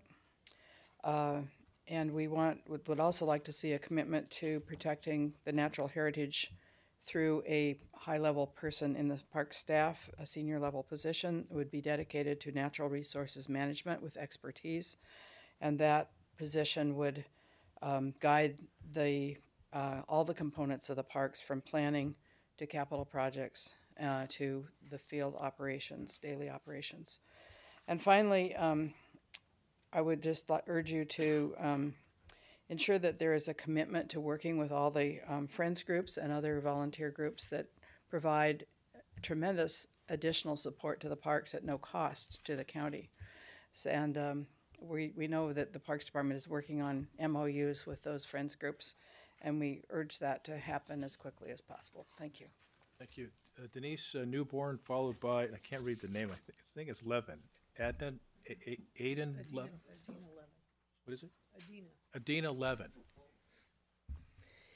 My name is Denise Mewborn, and I want to start with saying good morning, supervisors, all of whom have unanimously voted in favor of building a new jail. And good morning, community, all of whom are saying we do not want funds used for a new jail. So I want to voice my opposition to that, along with everyone else in the room. I recently read that the board vice president, Dave Pine, has said that the top priority for Measure A funds is getting our fiscal house in order. And I'm here, and all of us are here to come back and say, what about the moral imperative of getting your conscience in order? Is your conscience in order when you know that you could use electronic monitoring for pretrial detainees and drastically cut down your jail population, which would primarily be poor people who can't afford bail, who may not even be guilty? So why have them in there? Is your conscience in order when you know the ACLU has said that if you just use these alternative programs and early release methods that have worked in Santa Cruz and many other places, that you could safely shut down the Women's Correctional Center? And this new jail is supposedly a shiny new upgrade for that center. We don't need it.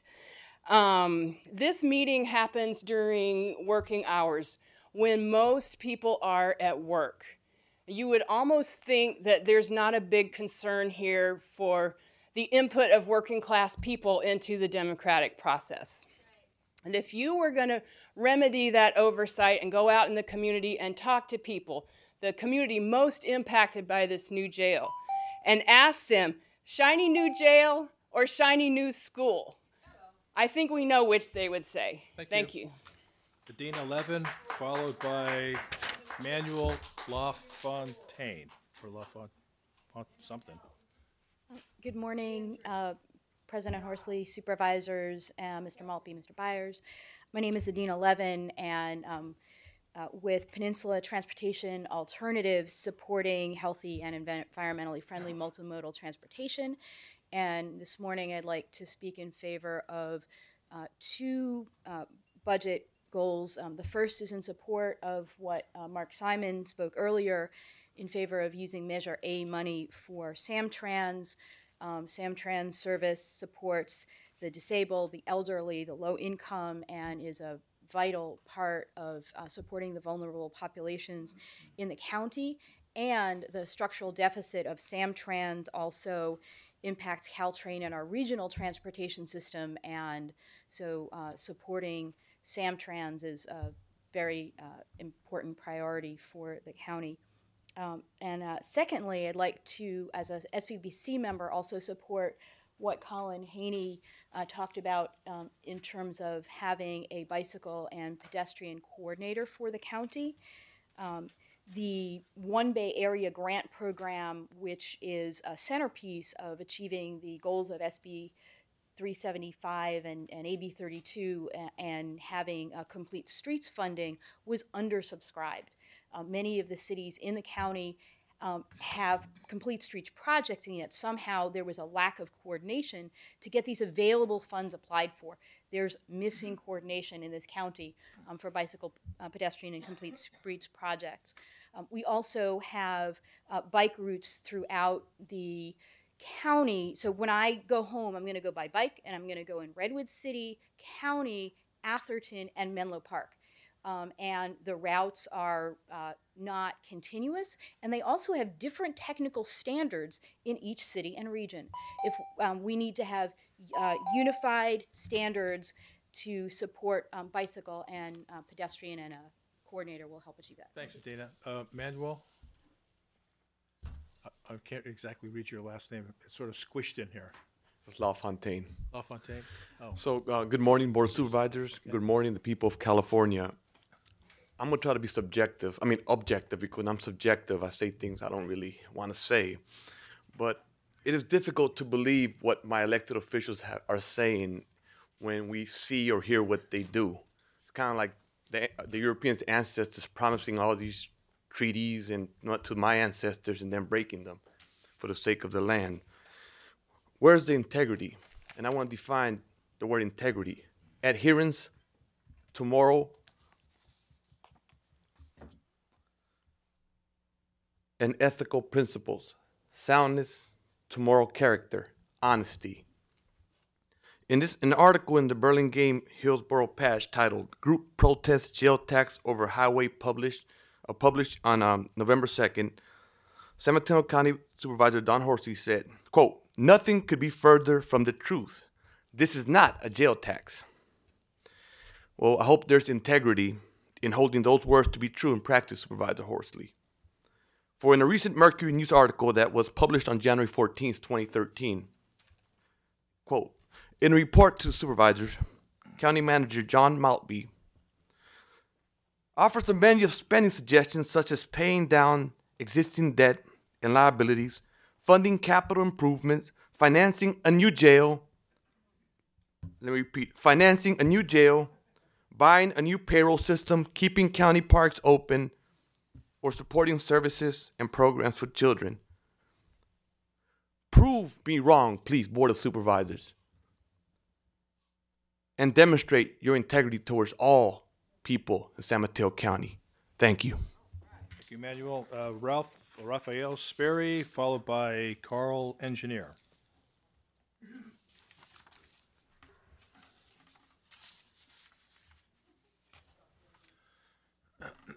Good morning, supervisors and community. I'm Raphael Sperry, president of Architects, Designers, and Planners for Social Responsibility. We're one of the organizations that's opposed to your new jail construction. I think from a financial perspective, one thing that I'm sure the community understands, and I hope the other, many of the service providers here who have spoken very eloquently about the needs for their programs understand, is that there isn't really, I don't see a real distinction between Measure A funding and the general county budget, which is where you've placed the jail expansion funding so far. So as others have said, it's not that we don't want Measure A to go to a jail, which you promised, but we don't want the jail to get built. The Measure A is projected to be about $80 million a year.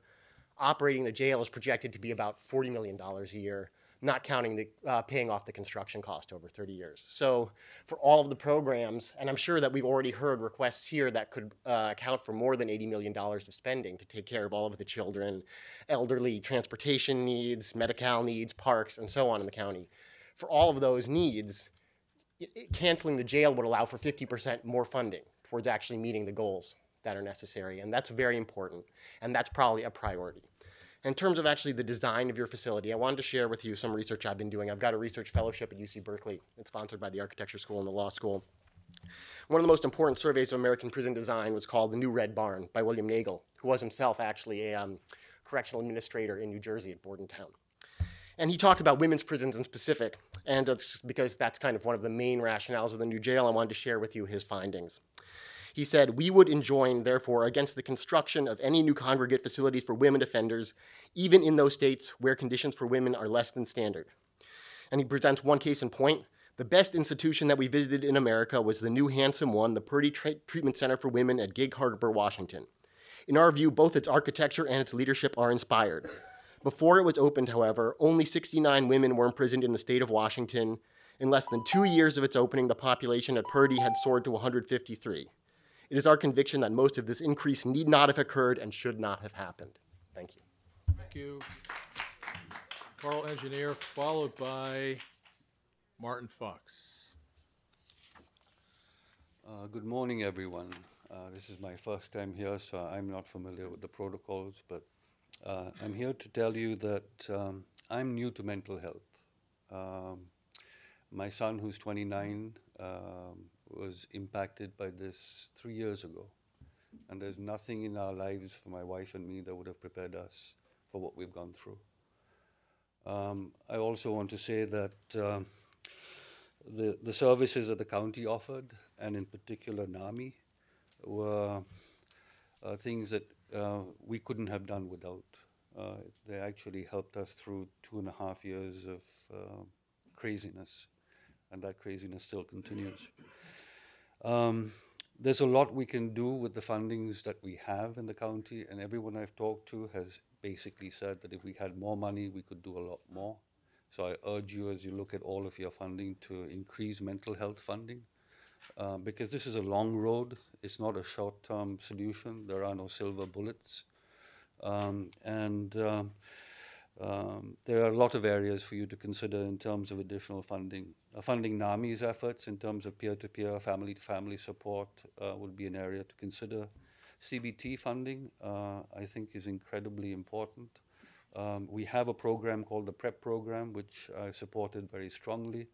My son's part of that, but I have to say that that is also not working. At least based on my personal experience, and it could be looked at to become more efficient and more cost-effective as well for the county. And lastly, Laura's Law. I'd like to just say that I don't have a position on Laura's Law. I've been conflicted by it on both sides. But the one thing I do want to say is that all of us, the families, we're on the front line, and we need greater support from the county in one specific area, and that is in helping balance HIPAA and privacy needs of the mentally affected people, as well as the value and the contributions we as parents can bring, because we're there 24/7 by 365. Thank you very much for coming. Marty Fox.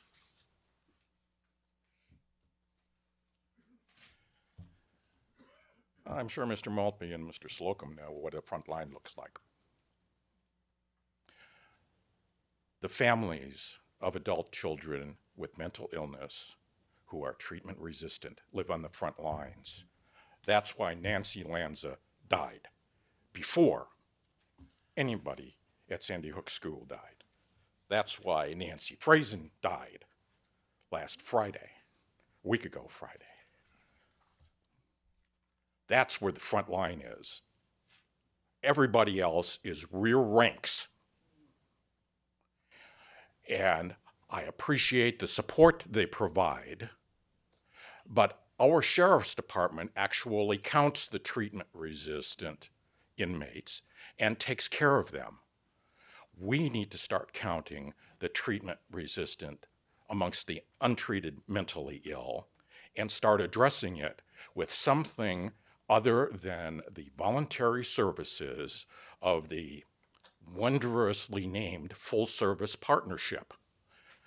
All you have to do is go back and look at BHRS's RFP webpage, and you see once again where we only offer services to those who volunteer for them. The gap there, ladies and gentlemen, is clear.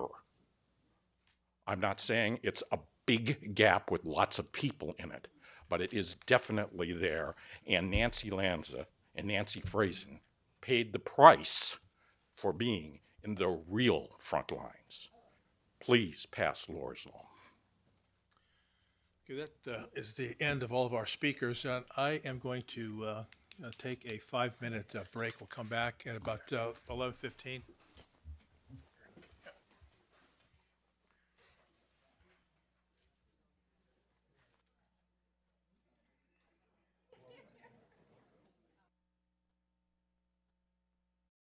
Once again, if you please take your seats. And now that we've heard all of the public comment, I'd like to hear from my. Oh, I'm not on yet. Okay, well, sorry. Okay, we're on. Okay. So, first, we've heard a lot of public comment. It's now time for us to talk about our thoughts and our priorities. Supervisor Tessier, did you wish to speak? Sure. First off, I want to thank everyone for coming and speaking on issues surrounding Measure A. We've heard a lot today, and I know Mr. Maltby had put some things already down in regard to spending priorities, and these are clearly things that we had mentioned the last go-around. And under some of the topics under mental health intervention services, it would be very helpful if staff could, from behavioral health and our health department and the county manager's office could come back with some form of a comprehensive plan on early intervention around mental health. And I see that also that we should be looking at geographically as well, not just, you know, down in one end of the county or the other, but really overall, how we could do prevention services throughout the county and what those services would look like. I'd also like, I'm going to respond to some of the things I heard today. One was after school and literacy programs in our public libraries. I know we have a public library JPA, and again, you know, early intervention is key here again, with whether it's childcare, whether it's after school programs or literacy programs. It would be helpful perhaps for the JPA to come back with some suggestions of how best we can help them in these after school programs and what they're doing currently and what kind of dollars are being spent. Also, it was talked about the arts, the cultural side of arts. It would also be helpful if the group that spoke today could also come forward with some kind of a strategic plan. They mentioned several things they were interested in, but it would be good because then we could comprehensively look at some of these different areas. There was some talk today also about a bicycle full-time coordinator. We are actually in the process, and I have met with several people, to look at what the half-time coordinator through CCAG is currently doing. There's a meeting being planned on that. And then try to come up with a long-range plan for better bike pedestrian access, long-range plan for our bike paths, because you know, I see this as a necessity as it relates to healthcare. We also look at it from a mobility standpoint here in our county. You know, we're trying to get more people out of their cars. We're getting them on Caltrain. We're getting them on Samtrans. And there would be a lot more, I believe, in our county that would be biking or walking if we made sure it was safe enough for them to do so throughout our county. So I would like to see what's being done currently and whether or not there is a possibility of looking for a full-time coordinator, so I want to put that on our plan of, I don't have a figure, I don't even know what the plan is yet specifically, but we are looking very closely at this, and I think by the time we get to our September budget, I think we'll have a better chance of knowing what exists and how best we can serve the bicycle pedestrian community. I would like to explore going back to a standalone Parks Department. I do know that we put the Parks Department with Public Works for efficiencies, but I would like to see what it would take to be a standalone Parks Department, because it looks like what I'm seeing with Devil's Slide and what we're seeing in trying to put more monies towards a strategic plan for parks, it's going to take a lot of attention.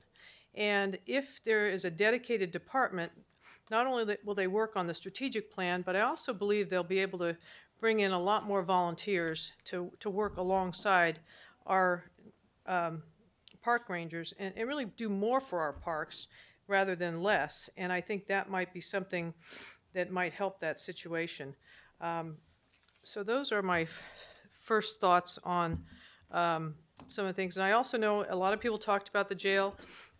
Clearly the jail is already underway, and the reason for the jail is because we don't have good facilities for people that do get incarcerated, and unfortunately people do get incarcerated.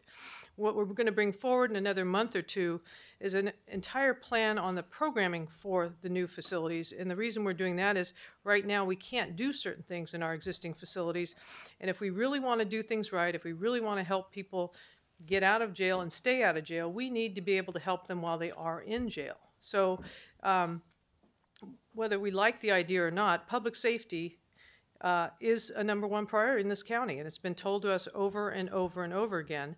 And if we want to help keep our communities safe, we need to be able to help people hopefully not get there, but if they do get there, help them so that when they do get out, they become very productive and are rejoined with their families to lead a good life in our county. So those are my comments for now. Supervisor Groom. Thank you, President Horsley. I want to follow up on the library issue also. We do have a JPA in the county, but it's only 11 cities. And so the larger cities have their own libraries. So I think and there is an organization called the Peninsula Library System. So maybe all of those organizations could work together. A year ago, at one of our budget hearings, we did talk about the after-school programs and the homework centrals. And I think that we probably have no idea how many after-school programs and homework centrals there really are. And so it would be nice to have a matrix so that we could see how we could eliminate duplication and make stronger programs in the after-school world. And I think that we could probably, I know their after-school programs are conducted by churches, they are conducted by schools, they are conducted by child care centers, they're conducted by the 3 large police activities leagues in our county. So it would really be nice to have a handle on that. I want to stress again, in the health arena and the mental health arena, that we've got to look at early prevention programs. Again, I think when our last budget, we talked about isolating and identifying what programs were early prevention, what were early intervention, and allocate some formula to spending that way. And we talk about it, but I don't think we've actually really kind of did that. And now that we have a 2-year budget, I think we have an opportunity to really look at that and then get sort of the outcomes beginning to work. There was another, in the course of the conversation that we had at the last workshop and this workshop, something was in the back of my mind. There used to be a system or programs where in the school districts, and Dave, you can help me here, that there were police officers and probation officers on campuses, and especially at the middle school and the high school. And I've seen and heard comments that those really were helpful. I'd like to look at that again and see what districts have them, what schools have them, and if there's a way that we can help out with that a little bit. I think it all comes under that intervention program and helping young people make the right decisions, which leads me to, I'm also not sure that how many social workers we have left in some of our county institutions, and could we take a look and see where they are, how they're deployed, and do we need more? And that's all under the category of Mr. Maltby, number 7, and I guess number 7 more than anything, and number 7 and number 3. I think that those are the programs that early investment in our children and early investment in families is where we're going to eliminate perhaps the need for so many people in our juvenile hall and so many people in our jails. And I think that should be the number 1 thing that we look at here. So I think that's it for now. I'm sure I'll have more the next time we have another workshop. Thank you, Mr. President. Supervisor Pine. Thank you. I think it's great that so many people did come and provide input today. It's important. So, when I look at the picture as we sit today, we are very fortunate. Our financial situation is much improved. The taxpayers, of course, passed Measure A, which is a tremendous opportunity, but other revenues are strong as well. Property tax, more economic activity, more sales tax. Our so-called ERAF funding is strong. So, as I've said before, this is kind of a good problem to have. I do believe that we have enough funds to, close our structural deficit, which is a hard thing to know exactly what that number is, but it's considerably more modest than it used to be. And in addition to doing that, fund some new initiatives that make sense. And there are plenty of them, and we've heard about a lot of them today. So when I think about the new initiatives, a couple that I would highlight is, clearly the Seton partnership is, critical to the healthcare ecosystem in this county. There wasn't talk about that today, but that is critical. Like many in the room, I share a deep commitment to the parks.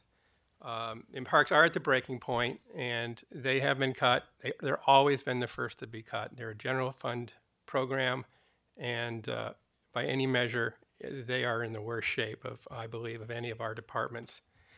I too share the view that we should take a close look at having the parks be independent of the Department of Public Works. Not so much because there's so much. I think our parks are a real pivotal point in that we have a funding opportunity. We have Devil's Slide. Myself and many others on the board have come up with a lot of potential other ideas that parks might pursue, and I just think having a standalone that maybe it could move on those ideas. I too put down early intervention because any investment we make that helps someone in the long run is money incredibly well spent. Certainly that holds true in mental health. I really applaud the mental health group for the work they do there now and some of the ideas they've brought forward in their brief that they've given us. Because if we don't, the problem doesn't go away. If we don't make the investment, it's going to come back and it's going to be tenfold times more expensive. And then certainly that same thesis holds true with youth. I know Supervisor Groom has a lot of good ideas there, and so that early intervention theme is critical. And the last one I'll highlight before moving to a kind of a different thought is I'm very intrigued by this proposal brought forth by mental health, and actually it's really a collaborative proposal to potentially have some kind of a short-term residence where police can bring people with mental illness. It's my understanding that everyone in the law enforcement community, this is not just really a mental health-driven initiative. This is really a criminal justice sentiment, from the jail to the police officers to the sheriff to the mental health, that everyone realizes that it's a terrible situation when someone has severe mental illness and they have some infraction with the law and we have to throw them in jail because there's no place else to put them. I mean, that's a waste of money. It's inhumane. This is the time to look at that. It's just the time to look at that. So moving on to just another point, which is somewhat tangential to Measure A, but I would like to raise it. We do have to remember that while the times are much improved now, it's not always going to be that way. I mean, we know that this is all very cyclical, and Measure A will eventually go away or potentially go away, although we have very generous taxpayers. So as I've said before, I would like the county manager and the board to at least take a look at paying down some of these pension liabilities. And we don't have to use Measure A money to do that. We have, again, tremendous growth with ERAF and property tax and other revenue streams. And the benefits of this, I think, are clear. When you pay down some of these liabilities, you create a new operating revenue stream. So depending on how much you pay and when you pay, you can free up $10, $15, $20 million a year, which would survive after Measure A and which could be put into all the programs that we care so much about. It would also make it much more likely that we could preserve our really strong credit rating. This is a really hot issue for the financial community. And it's one that I think the public also has concerns about. So, with all that in mind, I think it'd be very helpful to kind of just get some more detailed information for the board to assess whether this is a good way to go. So the questions I would ask the county manager to look into would be, how much can we pay down in the current fiscal year? And my guess is that our reserves could be in the 30% range this year. And our reserve policy calls for 10%. Our cash flow needs are probably 15%. So what if we're going to make a one-time payment? What would that be? And then I guess more importantly, what would be the various ways of looking at structuring an ongoing payment over time? There's a million ways you could think about it, but one thing we could conceivably do is say, we're going to have a reserve goal. And then at the end of the year, at the end of the budget year, if we're doing better than we thought, we'll put those funds against this unfunded liability or some portion of the funds. I noted that Marin points out that the new state pension law is actually saving the county's money, modest amounts in there now, but more significant later. So they've decided to take those savings, put them against the liabilities. So, again, this is something that would require, I think a pretty substantial report back on to see what do these numbers look like and how it could help us. But if we're ever going to have a chance to take a look at this, this is it. This is the window, and I would like to take a good hard look at it. Supervisor Slocum, comments? Thank you, Mr. President. I have a lot of notes here, Mr. Maltby, in no particular order necessarily. But I do support the idea of the mental health initiatives and the analysis that my colleagues mentioned. Also would like to focus in on the matter that the county schools people talked about, where they were talking about a system-wide audit to identify gaps in mental health programs in schools, I think it was. So that would be of interest. I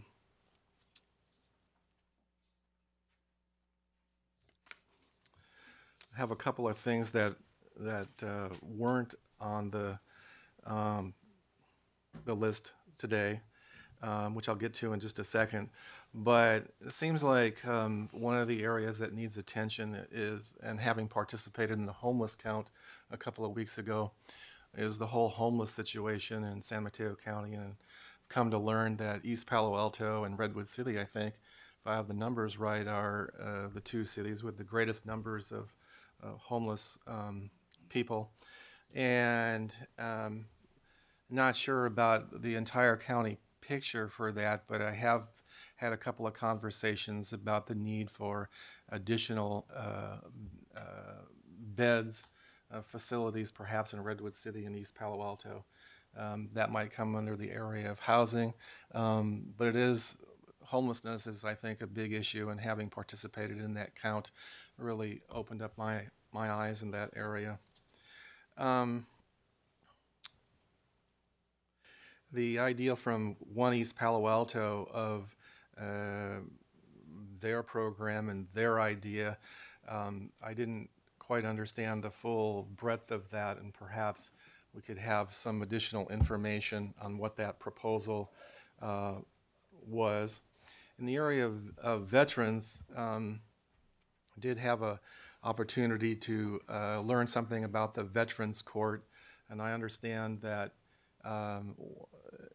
there's a need for, I think it was a half-time or full-time caseworker in that area, so that that Veterans Court could be made more effective. And I'd like to explore the possibility of maybe sharing that position, or maybe that position comes from the health department or someplace within the county. But the idea is to supplement the work of the court in the veterans area.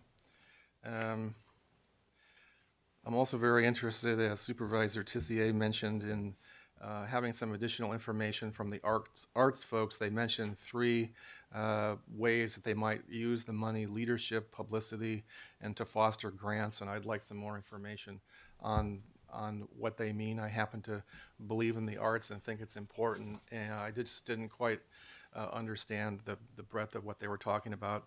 Same thing with the bike coordinator position.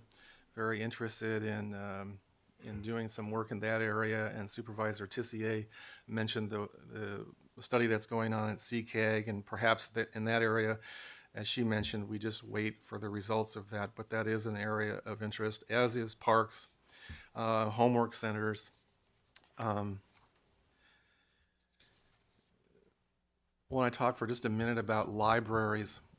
Libraries are near and dear to my heart. I've always thought of them as community centers, as centers for democracy, as centers where people, families, children could go and engage in a variety of activities.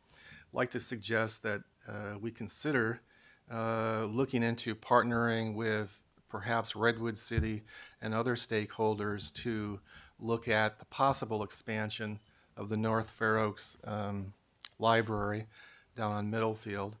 And also, in regards to the East Palo Alto Library, looking at not an expansion of that library, but perhaps a modernization of its facilities. 38% of the folks that live in East Palo Alto don't have access to the internet, for an example. Libraries can play an important role in that, and I just wanted to make sure that that particular library, which I've been visiting for 20-some years, is, you know, has some state-of-the-art technologies that would help the community. So those are two areas within libraries that would be of interest, in addition to the whole idea of libraries as homework centers and so forth and so on. The other thing that's of interest to me that wasn't mentioned is the whole North Fair Oaks Community Plan. And as the board knows, the community plan was finished last year, and work has continued on that plan. I'm just concerned that in our planning department, for an example, that the people that are working on that plan not get pulled in a variety of directions, so that we lose momentum and lose the progress that's being made in the North Fair Oaks area. So perhaps the idea is, how do we ensure that moving forward there are ample planning resources in the department to continue to move that plan forward. And also, I just have to tell you that having spent a lot of time in the community, that there in the North Fair Oaks area, unemployment is double what it is in the county, and it's an area that has a lot of special needs. I'd like to see us put some funding behind what I'll just call the North Fair Oaks Community Plan. I can't be specific at this time, but there's going to be a lot of work that comes forward, from rezoning to community engagement to work with youth, to work with the neighbors, and it seems like there needs to be some money set aside to make sure that plan moves forward. Some of that might be for a consultant or consultants. I'm not sure what exactly. I just want to make absolutely certain that we have some number of resources to move that plan along, and that we continue the good work that the departments have done and the board has been supportive of. The other sort of new business that I just mentioned would be in the area, of course, of technology and the policy of the open data and making our data open to the public, as Code for America is doing, and that policy that we approved a couple of weeks ago. I think down the road there's going to be a need for funding to support that whole movement toward open government data, and that relates, I think, to the transparency of Measure A and the work that the county does, that there's going to have to be funding available to support citizen dashboards and open data and that sort of project. And I don't know what that number would be, but perhaps the county manager and Mr. Walton could look into that and put a number around that. Just want to make sure there again that the good work that we've done continues forward, because I see that as vital for the work that we're going to do in the future. In terms of the parks, having been a big user of the parks, of course, I'm a supporter of the parks, and wasn't here when the board made the decision to merge the parks with the Public Works Department. But I'd be curious not only about some of the background of why that was, but perhaps there's a reason why. There are obviously reasons why it should be its own department, but there were good reasons, I guess, to merge it. And maybe there just is something within there that isn't working quite right, or needs to be tweaked. So I'm not sure at this point in time whether I'm ready to say it should be its own department or continue on as is, but maybe just look at both of those questions and try to answer that moving forward. Seem to me to have value. Let me just check my list real quick. Mark Simon represented Samtrans, I think, quite well, and he gave us data here, and I do support the idea of trying to help Samtrans.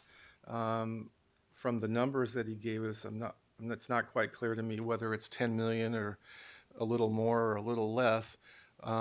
If there could be some analysis of these numbers just to answer the question of is 10 million the right number, or is it something different, would be of interest to me. And I think I'll stop there and give President Horsley a chance to speak. Thank you for the opportunity. Thank you, Supervisor Slocum. Yeah, I have a few thoughts on this. I've thought about the last several days. First I'd like to talk about is the area of health. And, mental health programs really have re-entered the spotlight due to the recent rash of violent incidents, and especially the one at Sandy Hook. And I met with Louise Rogers and Steve Kaplan to discuss programs that could help identify at-risk individuals in our schools and streets and provide some assistance. The programs that they describe, they'll cost significant amounts of money, but as we have sought Measure A funding from the voters, partly on the promise that we will establish or enhance such programs, I think it's imperative that we move forward. Well, early intervention clearly is the key, and preventing a future Sandy Hook crisis is a clear goal, but there are obviously no guarantees. We can only try. So enhancing programs that provide abused children with interventions which could serve, say, 700 youngsters in our county cost about $500,000. We could train teachers and others through a youth mental first aid program for about $200,000. I think that was already mentioned sometime earlier today. An early onset bipolar disorder program to identify youths and young adults experiencing their first break could cost about $400,000. It turns out that if you can identify a youth both either bipolar or schizophrenic at an earlier stage and provide interventions, you can prevent a lot of the tragic results that occur down the road. It's not only the right thing to do, it's the humane thing to do, and it's the most cost-effective thing to do. And there are a bunch of other recommendations at the health department in there. They had a memo. It was titled An Early Intervention with Mental Illness. It was a memo that they sent to all the board members on February 5th, and the recommendations include both a description of Laura's Law and a recommended alternative to Laura's Law that I believe is really superior. If their recommendations are followed, they will in fact expand services to mentally ill as well as their families, and as we heard today, the families really are on the front line. So I am suggesting that we make a really very strong commitment to working with our professionals in behavior health services to implement new programs and sustain existing programs that address these mental health issues. I think we really owe it to the voters who have placed their trust in us. I also want to talk about the ongoing health care issues in the isolated Pescadero community. Having a permanent full-time public health nurse based in Pescadero is the beginning of addressing this need. And we have been successful in providing neighborhood health care in many areas of the county. Most recently, we broke ground for a new and expanded healthcare clinic in North Fair Oaks, and we recently remodeled a clinic in Half Moon Bay. So I'm interested in thinking about Pescadero in a similar way to developing some kind of a neighborhood health clinic. Pescadero has a significant number of farm workers and their families who in fact are underserved by our health system because of their isolation. So tentatively, I've scheduled meetings with representatives from Stanford, from Puente, and the health department to help me understand the complexities and the opportunities and to determine a way to develop the equivalent of a neighborhood health clinic with a family medical practitioner.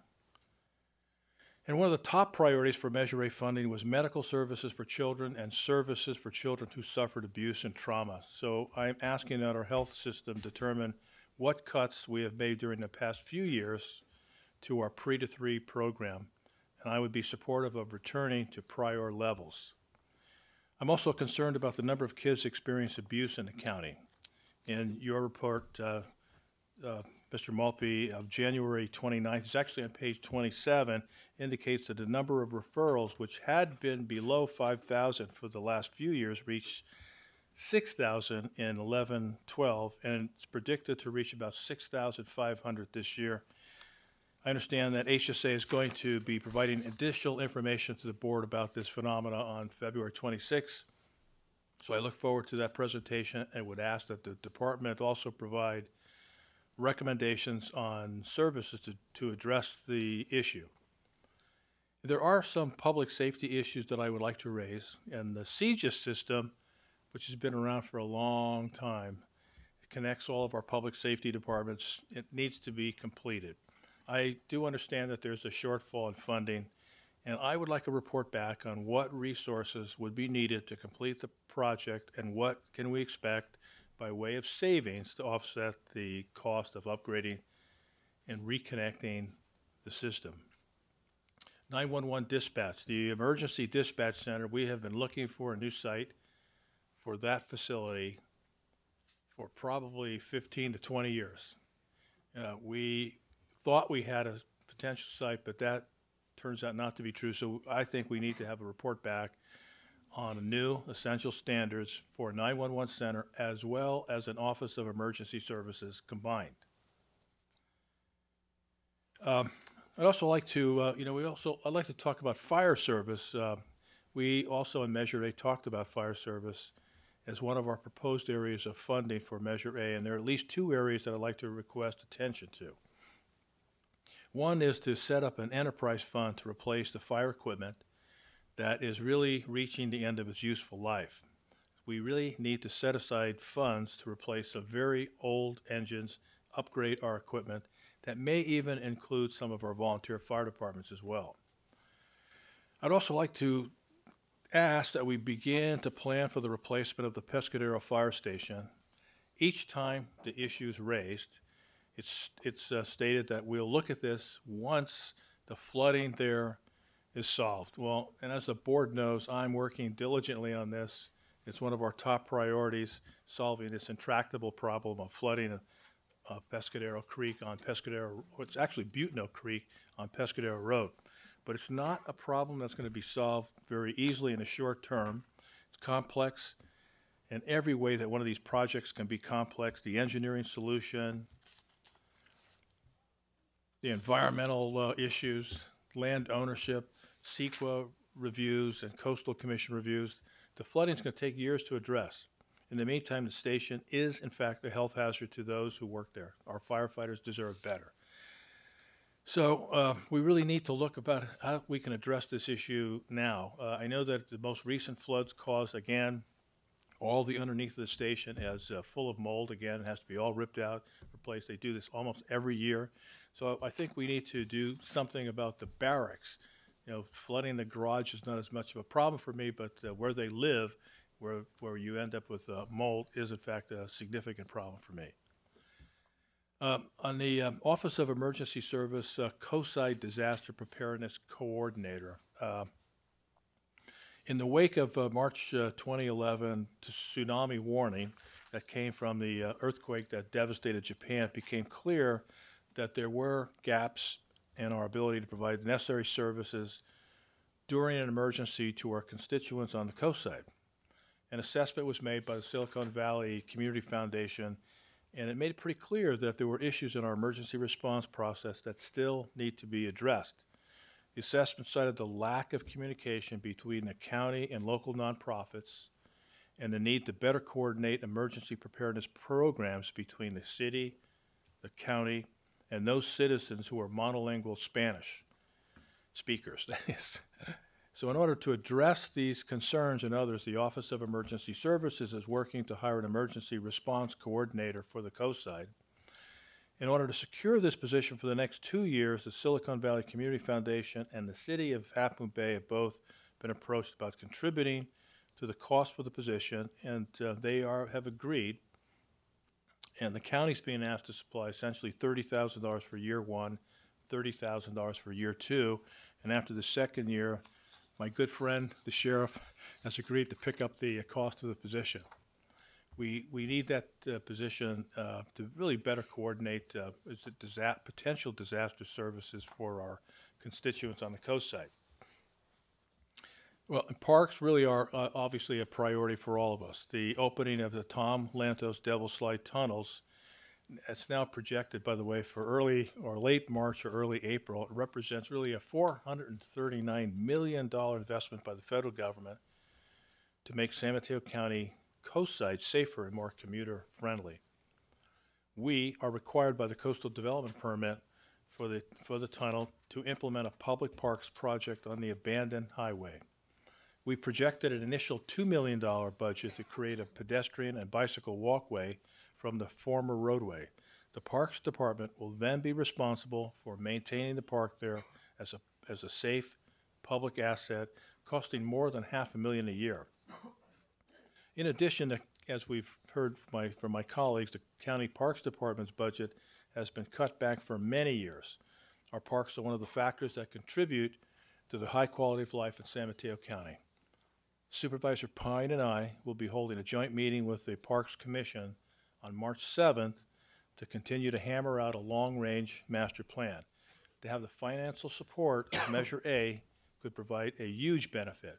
So Supervisor Pine and I will report back to the board with a draft master plan. And library funding, state cutbacks have taken about $300,000 from various library reading and literacy programs. We have several county JPA libraries struggling to upgrade or build new facilities. Some things, such as a teen reader program, can be enhanced for very small sums, and we should do that. But other projects will require very large amounts of money. Working with our library director and the JPA, Board of Supervisors could make a major commitment to fund programming for needed reading programs which have shown great success in the past. We're also fortunate to have Supervisor Kara Groom representing the board on the JPA, and I know she's a strong library supporter, as is Supervisor Slocum. I'm also suggesting allocating a very generous library construction retrofit fund of several $1 million to assist cities in San Mateo County striving to improve their libraries. Pacifica, Half Moon Bay, and East Palo Alto, for example, are struggling to take the next step to having state-of-the-art facilities.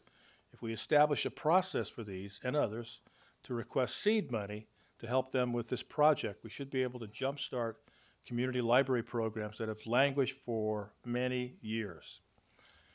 And lastly, I recommend that we provide funding to proven projects such as our homework centers that have been cut in recent years due to budget restrictions. And I guess I also am concerned about the core service organizations that we heard about, the cutbacks that they've had over the years. And so I think I'd like to have a report back on what is it that we could do to enhance the work that our core service agencies do in our communities. So that concludes my remarks. Other comments from other board members? I just have one that I missed on my list here. There was some talk about whether or not we should look at some kind of pilot program with Thrive. And what I'd like to see from Thrive is to bring something forward, a plan to show what exactly Thrive's role would be in collaborating with the other CBOs. Because if we do something like that, what I would want it to do is to have that liaison be able to guide us towards fully leveraging our dollars with the CBOs in the community. So, I don't want to fund a liaison unless it shows a real role in being able to help us understand what all the CBOs in our community are doing, and there are quite a few, and how they feed into our system and what kind of results we're getting because of that. So it's a kind of a bigger picture. So I'd kind of like to see something come back from Thrive to see if it fits into our overall plan of working very closely with our CBOs and providing a lot of the services that we mentioned here. We heard from NAMI, we've heard from Kaminar. There's a lot of CBOs that deal with the mental health services in our community. That would be a great one right there to say what services do they provide, and instead of duplicating from the county, feed into that and fill those gaps. And that could be the same with Shelter Network or Samaritan House or any other CBO. It's what are they currently doing and what are their gaps around homelessness and things like that we can fill in rather than reinventing all new programs when they really do exist. Because you know, oftentimes the CBOs can do things a lot cheaper because they already have their network set up. So I would like to see if we could get something back from Thrive in the way of, you know, what their work would entail, and whether or not that would be the vehicle to understand what all the CBOs are doing and how we can connect to them. Supervisor Groom? Thanks, President Horsley. I wanted to ask, now that we've had 2 meetings, the first question is, will there be other workshops? What's sort of our next step on that?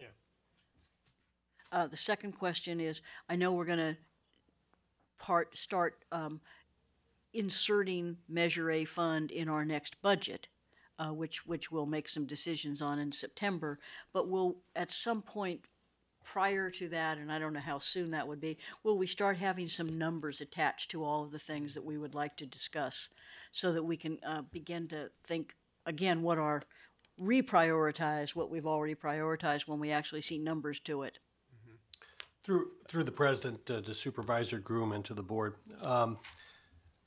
As I would envision the process at this point, the Board has expressed an interest in a number of areas in which it has requested additional information, or with respect to Seton, there's the need for a contractual agreement between the parties, which the county is now working on. So I would see us to begin to bring these back as reports to the Board.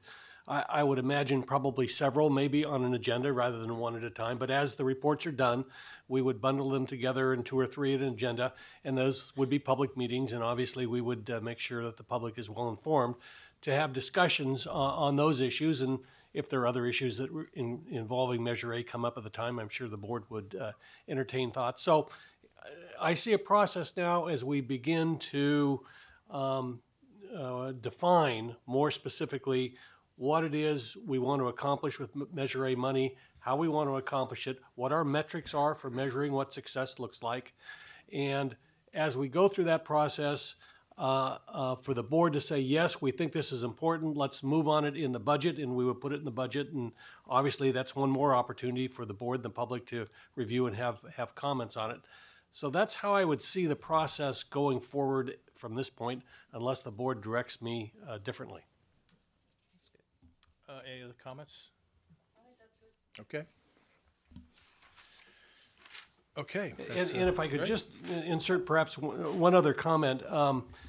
In 2 or 3 of the areas that the Board has talked about, and the one specifically I'm thinking about are some of the housing issues that Supervisor Slocum talked about, there may well be other separate and identified sources of financing to deal with that issue. We will address that in those report backs to the Board, and obviously if there are funds available in other areas that solve the problem, we would be recommending that as well. Possibly too, in terms of the comments that Supervisor Pine made in terms of our long-term liabilities, those could well involve other funding sources too. So those would be 2 examples. Thank you.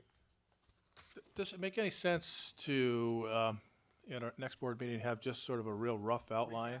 Recap? Yeah. I think that would be good. Okay, good.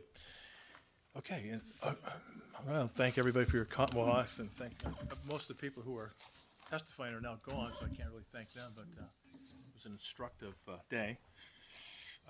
So the next item would be item number 6, resolution authorizing a transfer in the amount of $65,000. This is the whistleblower process from Supervisors Pine and Horsley. Okay. I think appreciate everyone hanging in there. It's been a long morning. You know, Supervisor Horsley and I are bringing forward 3 initiatives to enhance the whistleblower process and put in place ethics and internal control training.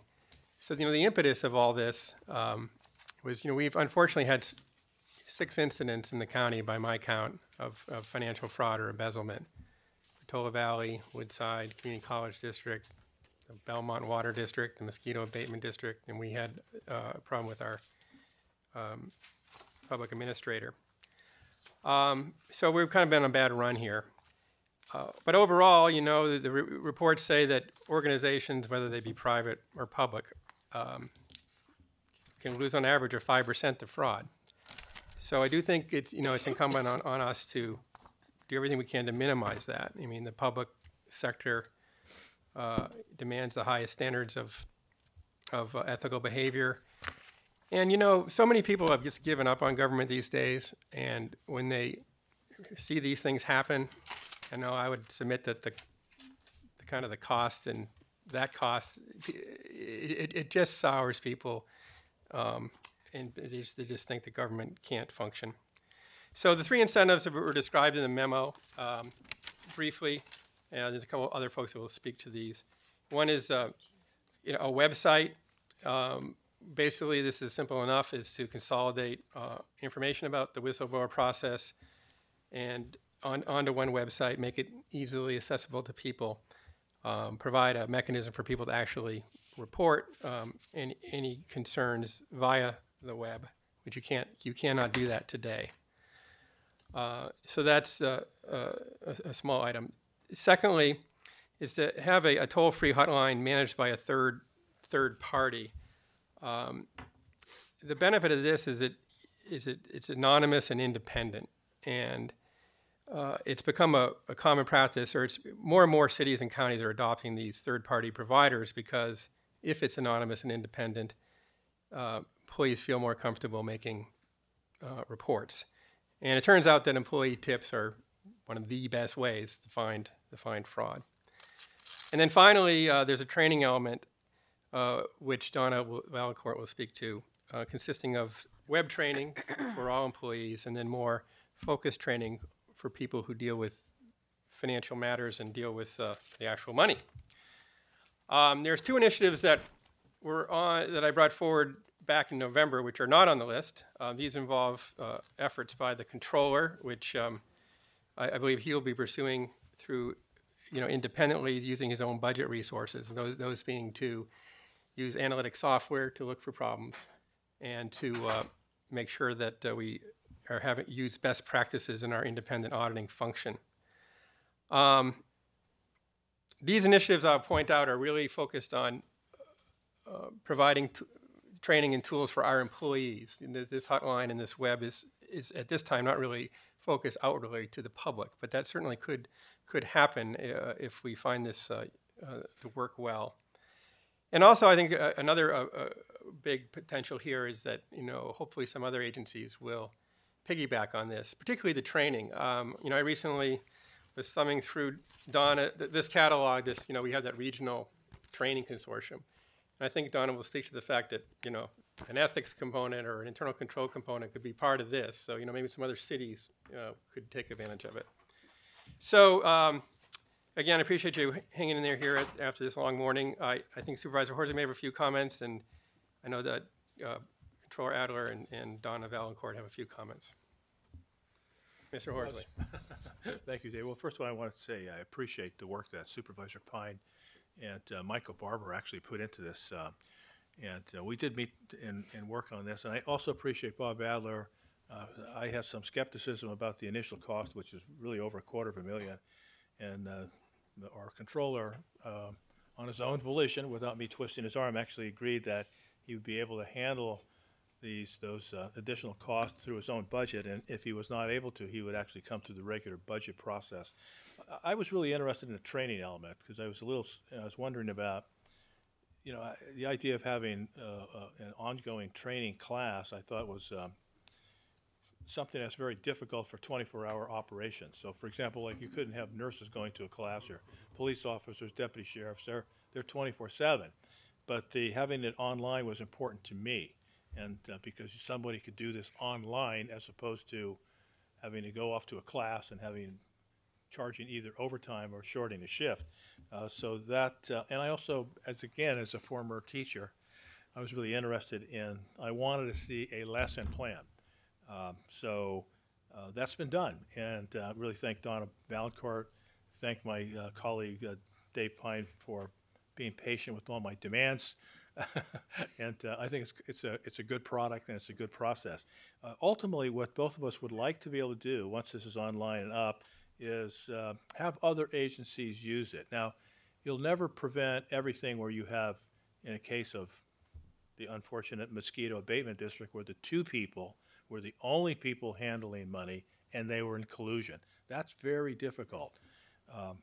But nevertheless, it was discovered by an observant board member who questioned the financial reporting. And so in any case, if we can push this out to especially the smaller special need or special districts, I think would be real helpful. They're very small, and potentially, they have some potential for fraud and abuse. And this, I think, the system would be very helpful to them. So if they could piggyback on our system, now that we, especially Michael Barber and Dave, did all the research, that I think is really helpful to them.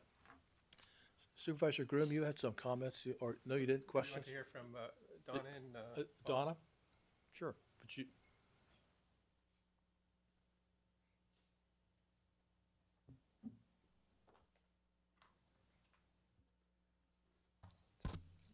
Good afternoon, President Horsley, members of the board, Mr. Maltby, Mr. Byers. So we look forward to our initial step will be to convene a cross-departmental committee early next month that will identify the curriculum and refine it for both ethics training and internal controls. As far as the lesson plan, first, again, we believe the training could be targeted in several areas. First, developing an online training for all of our employees. Again, we do this in other areas like HIPAA training. So employees are assigned the training through our learning management system. They can take it during the regular work hours. It's also something that's been done. We've been doing some investigation, and we've received information from 2 other counties that are doing something similar. So we can look at their content and build upon that. We'd also expand our instructor-led ethics training that we currently have in our consortium programs, our supervisory training, our leadership academies that are shared by cities, city employees and county employees. And so that's more managers and supervisors that would have access to this training. And then for those training, those employees with fiscal and financial responsibilities, we would have specific training for them on internal controls, procurement, cash handling, those kinds of things. So we hope to have, again, we're going to convene the internal committee next month, and we hope to have recommendations to you in early July. So any questions about the training? Yeah, Warren. yes, Warren. Thank you, John. I just remember when I was a department head we had to go through mandatory ethics training, as I recall. Yes. And it was online and sort of self-paced. What's different about that training and this ethics training? Yeah, and county council might be able to speak to this as well. So for elected officials and department heads, there's required training, and it's really more specific to laws around public officials and accepting gifts and that kind of thing. Whereas for the employees, we're talking more about ethical behavior as a whole. So it's a different focus. Yeah, and just to add on to that is correct. I mean, the training that's required by AB 1234, which is the mandatory ethics training, is very specific in its curriculum. It's stated in state law. It's Brown Act, Public Records Act, fair hearings, and gifts. So that's a very specific set of training. That's different than what's being presented here today. Thank you, Donna. Sure. Bob? I should say Controller Adler. Good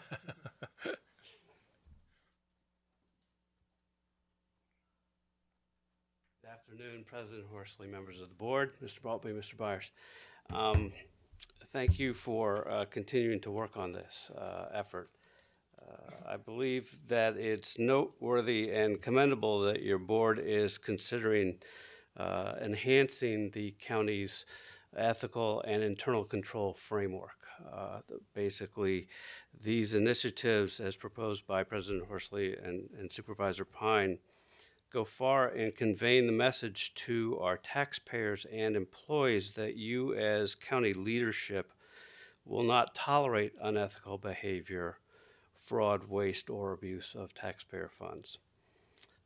This is probably the key element to The internal control environment, it's the tone at the top. And I think you're setting an excellent tone at the top by looking at these three measures that in the proposal today.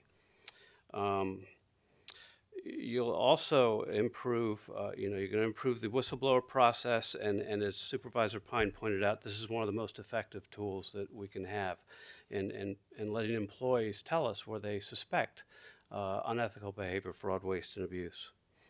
Our office worked with President Horsley and Supervisor Pine, Mr. Maltby, Mr. Byers, and Human Resources, Donna's department, on these initiatives. At the request of President Horsley and Supervisor Pine, we worked to lower the costs of the training by about $30,000. The portion of the training that is associated with our fiscal folks will be incorporated in our training for our fiscal system, so that each role that a person plays, they will know what the internal controls are associated with that role, why they do things, not just how to do them, but why you do them from an internal control and ethical point of view. We believe teaching this in conjunction with the accounting system training will be very effective, and obviously with the immediate reduction in the cost of this proposal. As pointed out in the memorandum from President Horsley and Supervisor Pine, two other initiatives specifically related to the Controller's Office will be presented to you in our budget for the next fiscal year. We are actually funding some of these with current year savings to see if they will work, so that they are make sense proposals, and we'll bring those to you and the results of our pilots for those.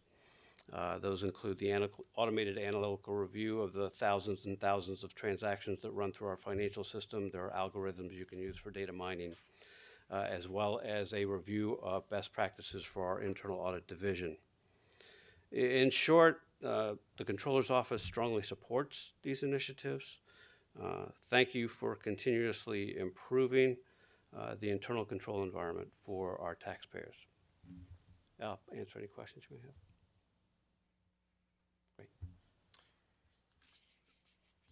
I think now we need a approval. I would move approval. Second. All in favor? Aye. Aye. Okay. Next is- Mr. President, I again Yes. would like to thank Michael Barber for his hard work on this effort. Yeah. Board member reports. Supervisor Groom. I would ask us to adjourn in memory of two people who have passed away recently. The first is Ed Johnson, who died on January 27th, 2013. He was a longtime resident of the city of San Mateo, longtime banker, great community leader, was a member of the San Mateo Rotary Club, San Mateo chapter of Boy Scouts, United Way, served on the board of the Leslie Foundation and Easter Seals, worked very hard, worked very tirelessly for seniors to make sure that they had good, safe, decent housing, and he will be sorely, sorely missed, especially in our Rotary Club. And the second is Carol Baumberger, who is the wife of Dave Baumberger, a former San Mateo County Planning Commissioner. She died on January the 18th. She was a lay Zen minister, an artist, a mental health therapist, most importantly, a mom and a wife, and a great family. The Baumbergers are a great family, and so I would ask us to adjourn in her memory also. Supervisor Pine. I'd like to adjourn in memory of Eric Myrtle, and Supervisor Horsley will have a few comments as well. It's a very tragic situation. Mr. Myrtle passed away at the end of January in a motorcycle collision. He's one of our deputy sheriffs. He resided in Burlingame. His wife Susan and his son Kyle survived him. Kyle is 12, goes to school with my son at Burlingame Intermediate. From everything we heard about Mr. Myrtle, he was just an all-around wonderful person, beloved in the law enforcement community, beloved by his family, and it's a very sad situation, and we will all do all we can to support the family. And I know Mr. Supervisor Horsley may have a few comments as well. Just both Supervisor Pine, myself, and our county manager, John Maltby, all attended the service, and the sheriff gave really a very moving eulogy and talked about Eric's really heroic things that he had done. He basically told Kyle that this is the kind of man your father was. And, it's very quite moving. They actually had a flag for both his widow as well as Eric and they not Eric but his son Kyle. And Kyle was having a tough time. You know, it was tough for a 12-year-old boy to lose his dad. And but the sheriff's department did a remarkable job of organizing that funeral. It was a beautiful funeral. They had their honor guard and pallbearers as well. It's really very sad as well. He actually had a remarkable career. He's one of the Millbrae's first police explorers. He was there for about 19 years. Motorcycle officer, traffic enforcement, canine officer, field training officer, and he did some really heroic things. And Greg Monk's talked about some of the really scary kind of things that he was successful at making an arrest or saving. In fact, there was one vehicle, it was an auto accident where there was a gas line that had ruptured, and he rescued a person from a vehicle that could well have been killed by fire. So it was a remarkable career, remarkable man, and a sad loss for both his family and the sheriff's department. It's a very sad day. I have two others to adjourn in memory of. One is Salvador Mejia. Salvador was, he worked for the sheriff's department for a number of years. Actually, I hired him. I first met him when we started a program called CAREN, which was an acronym for a community alliance or community organized to reclaim our neighborhood. It became a little different. It changed the name, but it was community organized to revitalize our neighborhood. But Salvador was originally a diplomat for El Salvador, and he came to this country, married Terry Chin. They have one child.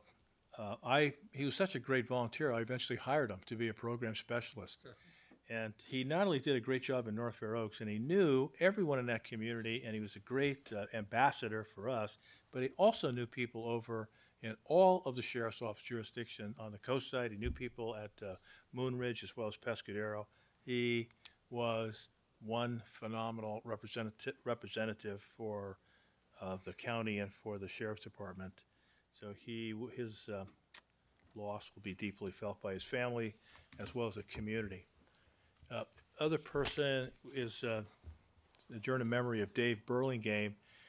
He actually was a direct descendant of Anson Burlingame, who was that's the city of Burlingame is named after Anson Burlingame. He is married for his wife for 56 years, and there's a whole bunch of other stuff. He's native of San Francisco, went to Sacred Heart. I knew him from the Mounted Patrol. Sheriff's office didn't really have a relationship with they weren't a formal relationship, but the Mounted Patrol always provided search and rescue operations for the sheriff's department, and Dave Burlingame was one of those guys that you can always depend upon. Him and his horse, I forgot the name of the horse. I used to know, I was good at names. I even knew not only his name, but I knew his horse's name too.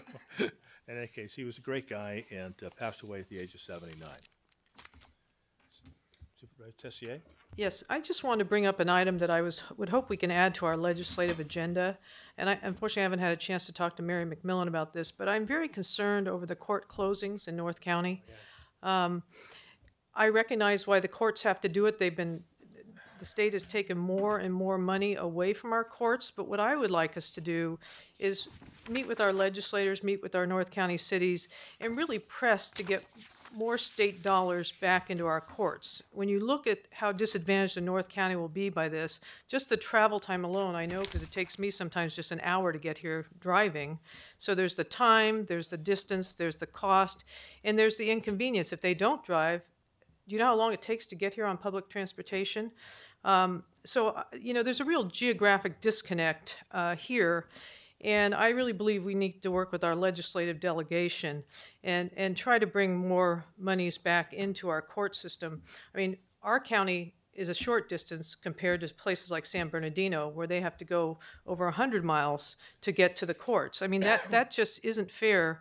And to me, it's a real disadvantage to people that are not located in and around the court areas here. So you know, the courts have to bring efficiencies and they have to do what they need to do, but they're forced to do this because of the lack of funding or the taking away of funding continually by the state. And so I really believe on our legislative agenda, we need to really press for more dollars for our courts because it's really disadvantaged the North County in particular, but I would say those also throughout the county. So if we could add that to our legislative agenda, and I'm going to try to put together a meeting with some of our North County cities to also not just come from us. I'm sure the courts obviously are on board with pushing for more funding, but also that we collectively press the legislature and our governor to really do the right thing for all constituents. Thank you. Justice delayed is justice denied. Supervisor Slocum, anything? No. So we will now go into closed session. I know, exactly. He's just really taking it out on the courts. I mean, disproportionately, as best I can tell. And here's a guy who's a lawyer, prosecutor. Yeah, you know. And his family. Yeah, yeah, right. Yeah.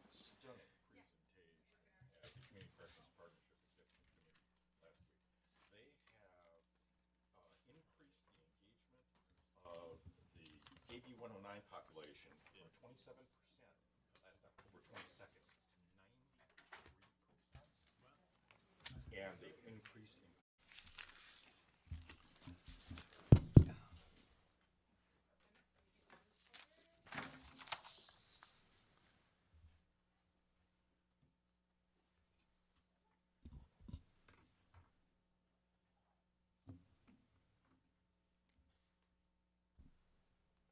The Board of Supervisors is now back in session. Mr. Byers, can you report on closed session? Yes, thank you, Mr. President. Only one item that requires a report out, and that is the matter of the workers' comp case of Richard Leonard. The board did unanimously vote to settle Mr. Leonard's workers' comp case for $103,000. Thank you. Thank you. The board is now adjourned.